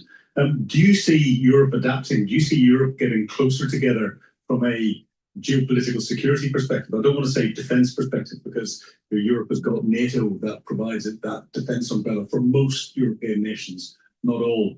But is Europe coming together collectively? And do you think old political rivalries, national rivalries, are something that are becoming increasingly overcome, or are they still influencing decision making in an unhelpful way? I think there's no one Europe, and I think we are seeing the outlines of a kind of post-NATO Europe, which may use some of the existing NATO structures if they're convenient and suitable, but will also be very clear that it doesn't want to depend on the United States any more than it has to, and ideally very little or not at all. And that's largely the North European countries. There's a bit of a question mark over France, there's a bit of a question mark still over Germany, although less now that we have Friedrich Merz in charge. And there are countries like Romania, which are for now very strong allies, and countries in the middle which are not allies at all, like Hungary and Slovakia. Big question mark over the Czech Republic with the elections coming up and so on. So it's a moving picture, and I don't think the cake is anywhere near baked yet. But I do think that the threat from Russia has basically consolidated Europe, even though it's proved to divide the Atlantic Alliance.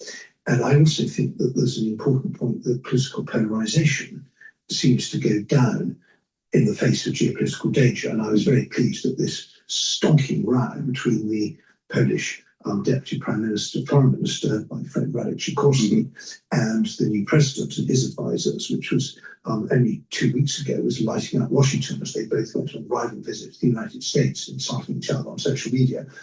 There's nothing like those drone incursion to see Poland speaking with one voice. So now I think Putin looks at that and he thinks, okay, I need to be careful here. I need division within countries and division between countries.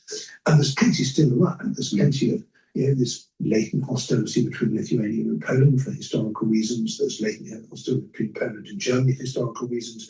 There's all sorts of other worries and difficulties. And Putin is always looking for those divisions, whether they're historical, linguistic, ethnic, religious, demographic, regional, whatever. If he sees a division in a country, he'll go in there and try and exploit it. And I think that we need to think not just about the cohesion of our existing, in particular our new alliances, but also our cohesion inside countries, our political and social cohesion. Because in the end, when we're facing these sub-threshold attacks, disruption, clandestine or overt attacks on energy, transport, information, payment systems, whatever, that's when resilience and the cohesion it relies on become particularly important.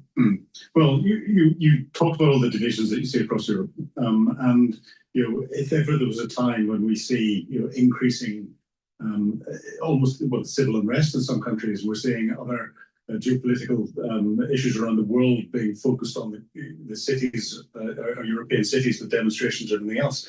Do you think Putin sees this as an opportunity? Has he got his fingers in that pie and is stirring it deliberately because it's something he's always been good at and trying to create that and maintain that division? Or do you think he's just watching the circumstances that would have been there anyway and watching them with glee? I think it's both. I mean, I don't think he invents these divisions, but where he can, he exploits them. And we've seen him supporting the far left, supporting what used to be the core thing of the far left, which anti-Americanism. That was a bit different now. It's Trump, but he supports the far left, he supports the far right. He also supports what I might call the greedy middle. Those big companies that just love to get their snows back in the troughs of pleasure houses in Moscow.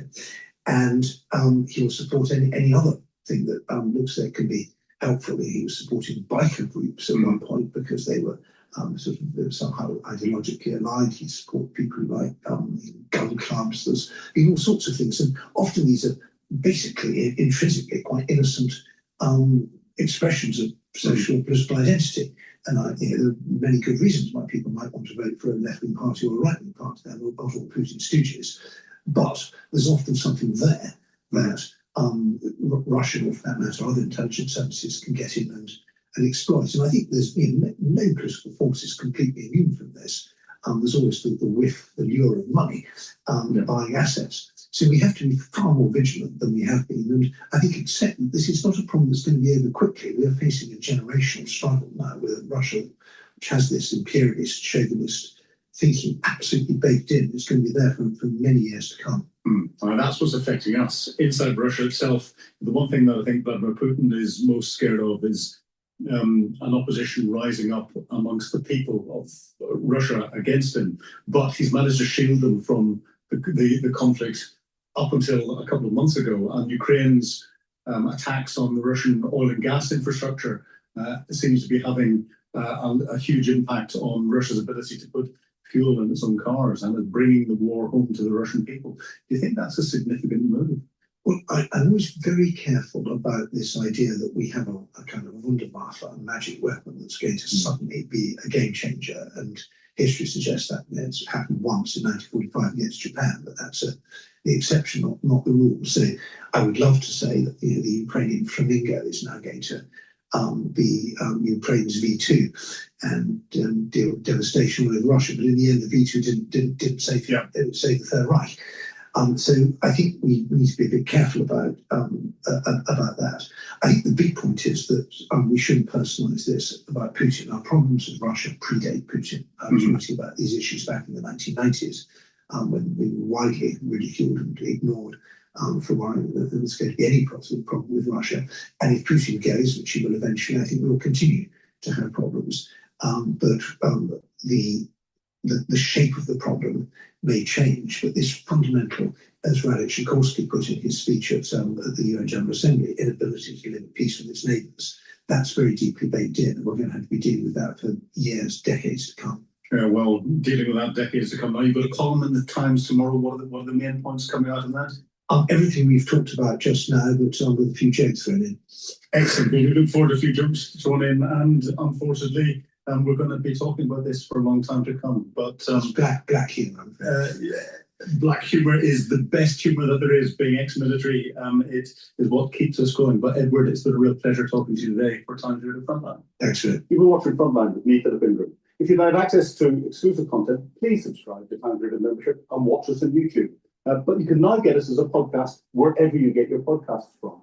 And don't forget, you can also listen to Times Radio for the latest updates on global affairs and read about them at thetimes.com. Thank you. Our tip, Vienna trip. Every flight, pure delight. Culture time, always fine. Fly non-stop to Vienna. Book now on Austrian.com. Austrian. Mr. Boots. It's okay. I'll just grab the backup stakes. Backup stakes? How do you afford that money back? The lowest prices of any national grocery store. Well, fair enough. It's an all thing.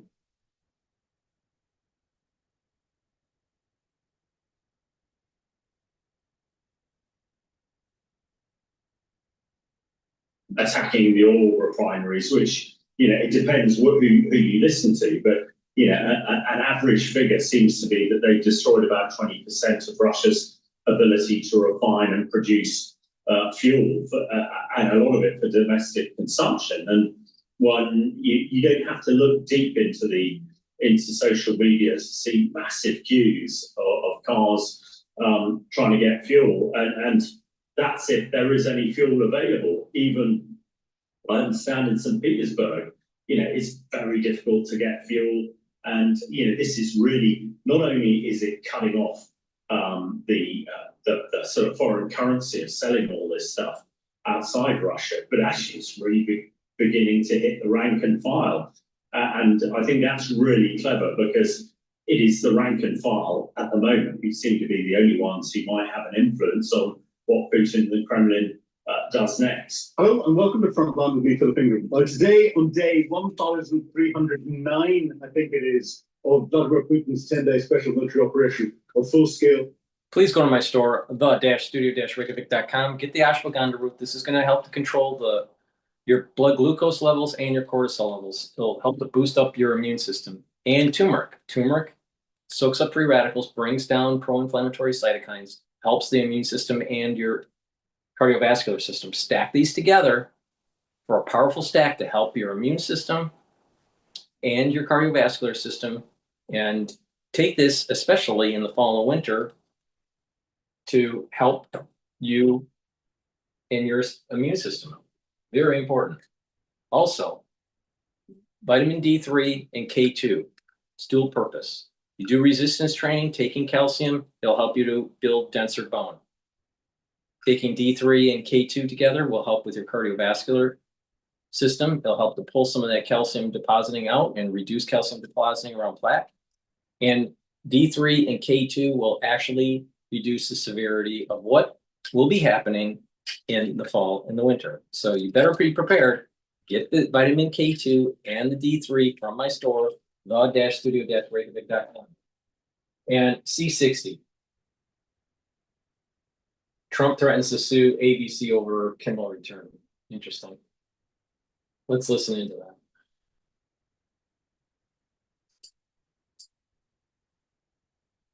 Earlier this year, just a conservative stance on free speech. How surprising is it that there haven't been just this groundswell of voices to speak out from that side as well? I think anytime the president does something that is, pretty, I'd say, objectively egregious, you do have a handful of people who say, oh, that's problematic, but not enough that it makes, because again, we're in an election cycle almost every other year. The House members, especially, they are constantly looking towards their reelection with a 2-year term. And so how much they want to push against Trump. And I remember from even during his first term, if we responded and reacted to every single thing that the president said, did, tweeted, posted, whatever it may be, that was a full-time job that no one could achieve and could keep up with. It was just really hard to keep up with it. So they have to choose when they're going to stick their head out and say, that's a problem. I see that being, not constitutional, or I see it being a problem long-term. Big picture, when the tides have turned, and we may not appreciate what you're saying now because it may come back to bite us, bite us. So I think that's part of the problem here is that members are cautious because they have to think about re-election, but also it's just too much to combat any given day. And Jane, just going back to you, how does Schumer, is he running a risk here? He and Schiff and other Democrats, are they running a risk here of just staying on this issue?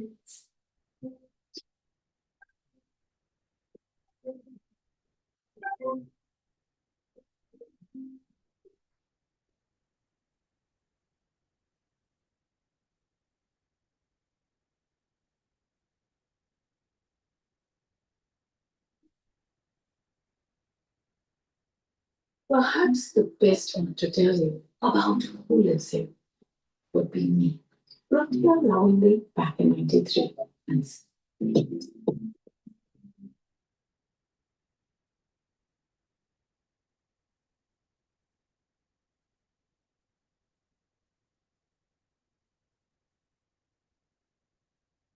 welcome back. America's top economic leaders attending the prolific growth summit today. This one-day exclusive conference in Indianapolis brings together business executives, entrepreneurs, investors, and stakeholders in an effort to push forward American innovation.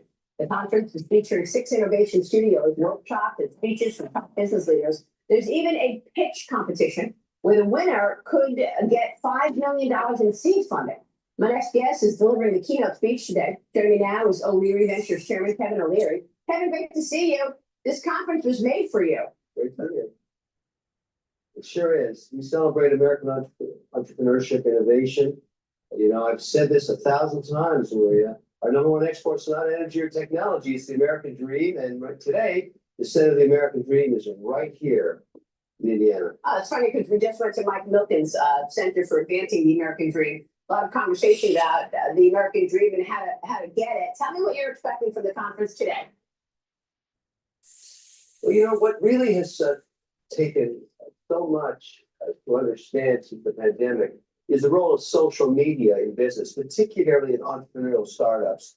The idea of acquiring customers using social media, platforms like TikTok and Instagram, if you don't know how to do that now, Maria, you can't really survive. It's customer acquisition costs, CAC, and ROAS, return on ad spend. We're going to talk a lot about that today. How to tell a story, how to describe your product, how to create a community that becomes your advocates, how to get more customers direct at higher margins. And that's why the markets are all-time highs. Large S&P 500 companies have figured out social media. Their margins are up almost 15% since pre-pandemic.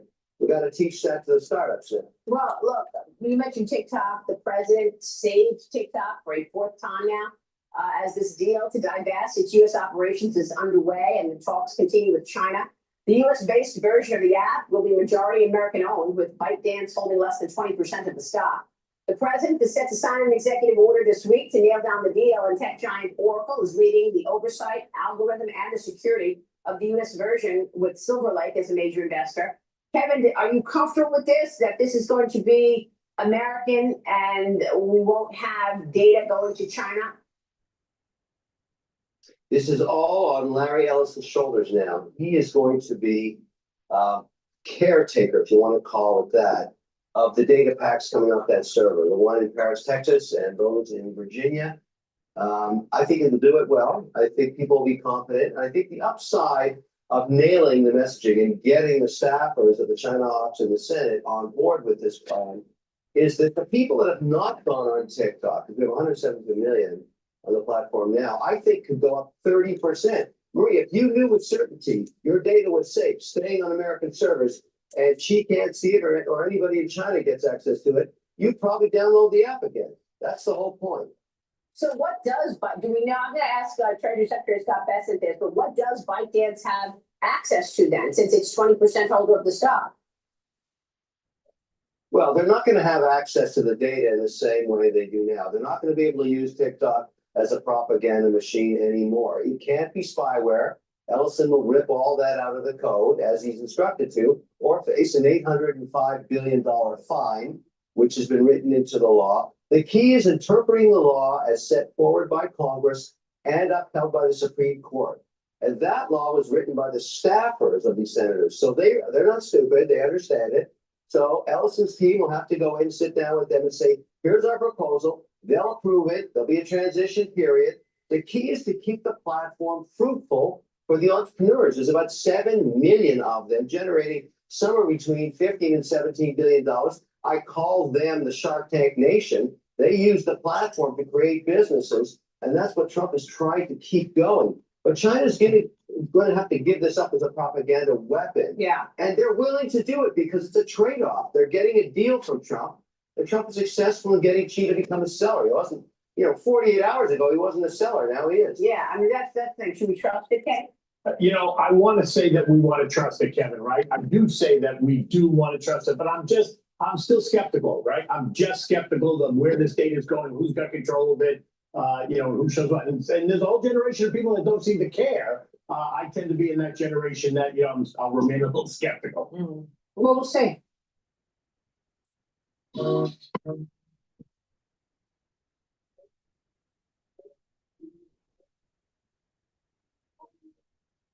we'll see.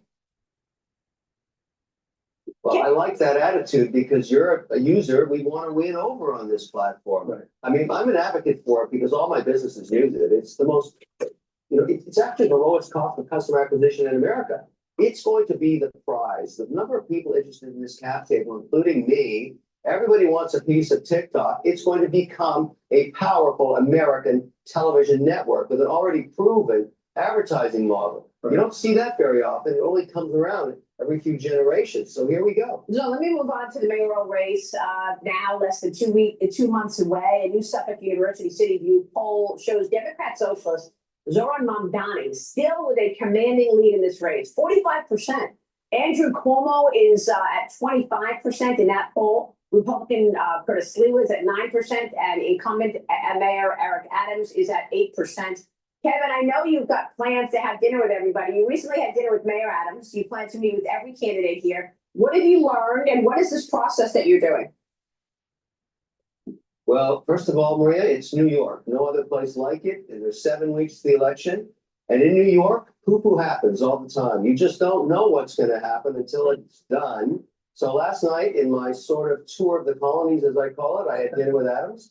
We went out to Rayo's, a classic New York location. Part of doing this is to see how voters and constituents react to the politician. They loved him. In a classic New York location, everybody wanted a selfie. They applauded him when he came in. And the thing I found so interesting about him, I bet it was his third dinner last night to meet with me. He had a salad with no dressing on it. Now that's discipline. That's total discipline. And he was very cordial. And I can report as of last night, which is the #1 issue on this candidate, he is not planning on dropping out of the race. So let the games begin. Well, he's not planning on dropping out of the race. And let's do the math, Ashley. He's not planning on dropping out of the race. Curtis Sliwa says he's not planning on dropping out of the race. Andrew Cuomo certainly not going to drop out of the race. So what did happen? Mamdani went. Yeah. Yep. And Kevin and I talked about this a lot. I mean, it's going to be a disaster for New York City, but I don't know. But I mean, the egos here are just, too big. Kevin, you couldn't talk him into it? That was not the tone of the meeting. And that certainly wasn't the vibe he was picking up from all of those constituents that just loved him. I mean, imagine his dilemma, because, ratings really matter, obviously. And when you see these people supporting him, I can understand. There's no way he's going to drop out. Not to have a chance of winning. You don't know what's going to happen, particularly in New York. Now, look, it looks grim. I get it. And this would be very bad for one of the world's largest capitals of capital, but it ain't over yet. And I think my next stop is Cuomo. We'll talk to him about it too. But I feel by meeting these people, Adams is pro-business. I can report that back too. He's not changing much in policy. He believes you've got to have return for investors to invest in low-cost housing. No one's going to put their dough up, Maria. If rental rates are capped, there'll be no returns. All right. So I think it's kind of the messaging like we're talking about now. So do you think Adams has any shot of winning? No. Having spent that time with him just hours ago, thank you, ladies, for putting me at this. I'm not going to call the race. I'm going to let it. Listen, the important thing is I want people to understand he's not dropping out. Okay, so everybody get over it. Okay, he's not dropping out. We're gonna let it play out. Yeah, I'm a huge fan. I'm a huge fan of Mayor Adams. He's done better. He did better on the border for the end of his term. Kevin, thank you. Have a great time at that conference, Kevin O'Leary. Don't miss Charles Payne's live coverage from the Prolific Growth Summit today. You'll probably see more of Kevin there. That begins at 2. Please go to my store, the-studio-reykjavik.com. Get the C60. You can get it in extra virgin olive oil, MCT coconut oil, and avocado oil. C60 needs to be in a lipid. C60 is 1,000 times stronger than vitamin C. One molecule of C60, 1,000 times stronger than vitamin C molecule. They'll soak up free radicals. You take a teaspoon a day every day, preferably on an empty stomach for best absorption. It needs to be in a lipid because it's lipid soluble. And when you do this every day, you're going to notice that your energy levels are improving, your immune system and your endocrine system improves. You're soaking up free radicals at the vascular level, so you're reducing plaque formation. You're helping your neural health. You're reducing stress on the neuron. You're improving the mitochondria of your cells, including your neurons. So you have more ATP for your neurons. You're going to have better neuroplasticity over time. Your body will perform better. So please take this every day. It'll also improve your basal layer for your skin so that your skin cells will be healthier. Take this every day, teaspoon a day. You can get it in a 2 ounce, a 4 ounce, or an 8 ounce configuration. But it's important to take it every day. And what you'll notice within 1 year that you physically look younger than your before picture. Within 2 months, you're going to start feeling the effects, the positive effects. So please go to my store, the-studio-reykjavik.com, and take the C60. It also it reduces the free radicals when you're working out. So you'll recover quicker after your workout. So it's important to take before your workout if you do an intense workout. So please go to my store, use discount 5, you get $5 off any order. If you spend $100 or more, you get a free gift until supplies last. That free gift is super important for the fall and the winter, trust me. So that's the end of my broadcast. Please go to my store. Make sure you get the great supplements I offer, especially the ones that will help you in the fall and the winter. Can't say that enough. Thank you for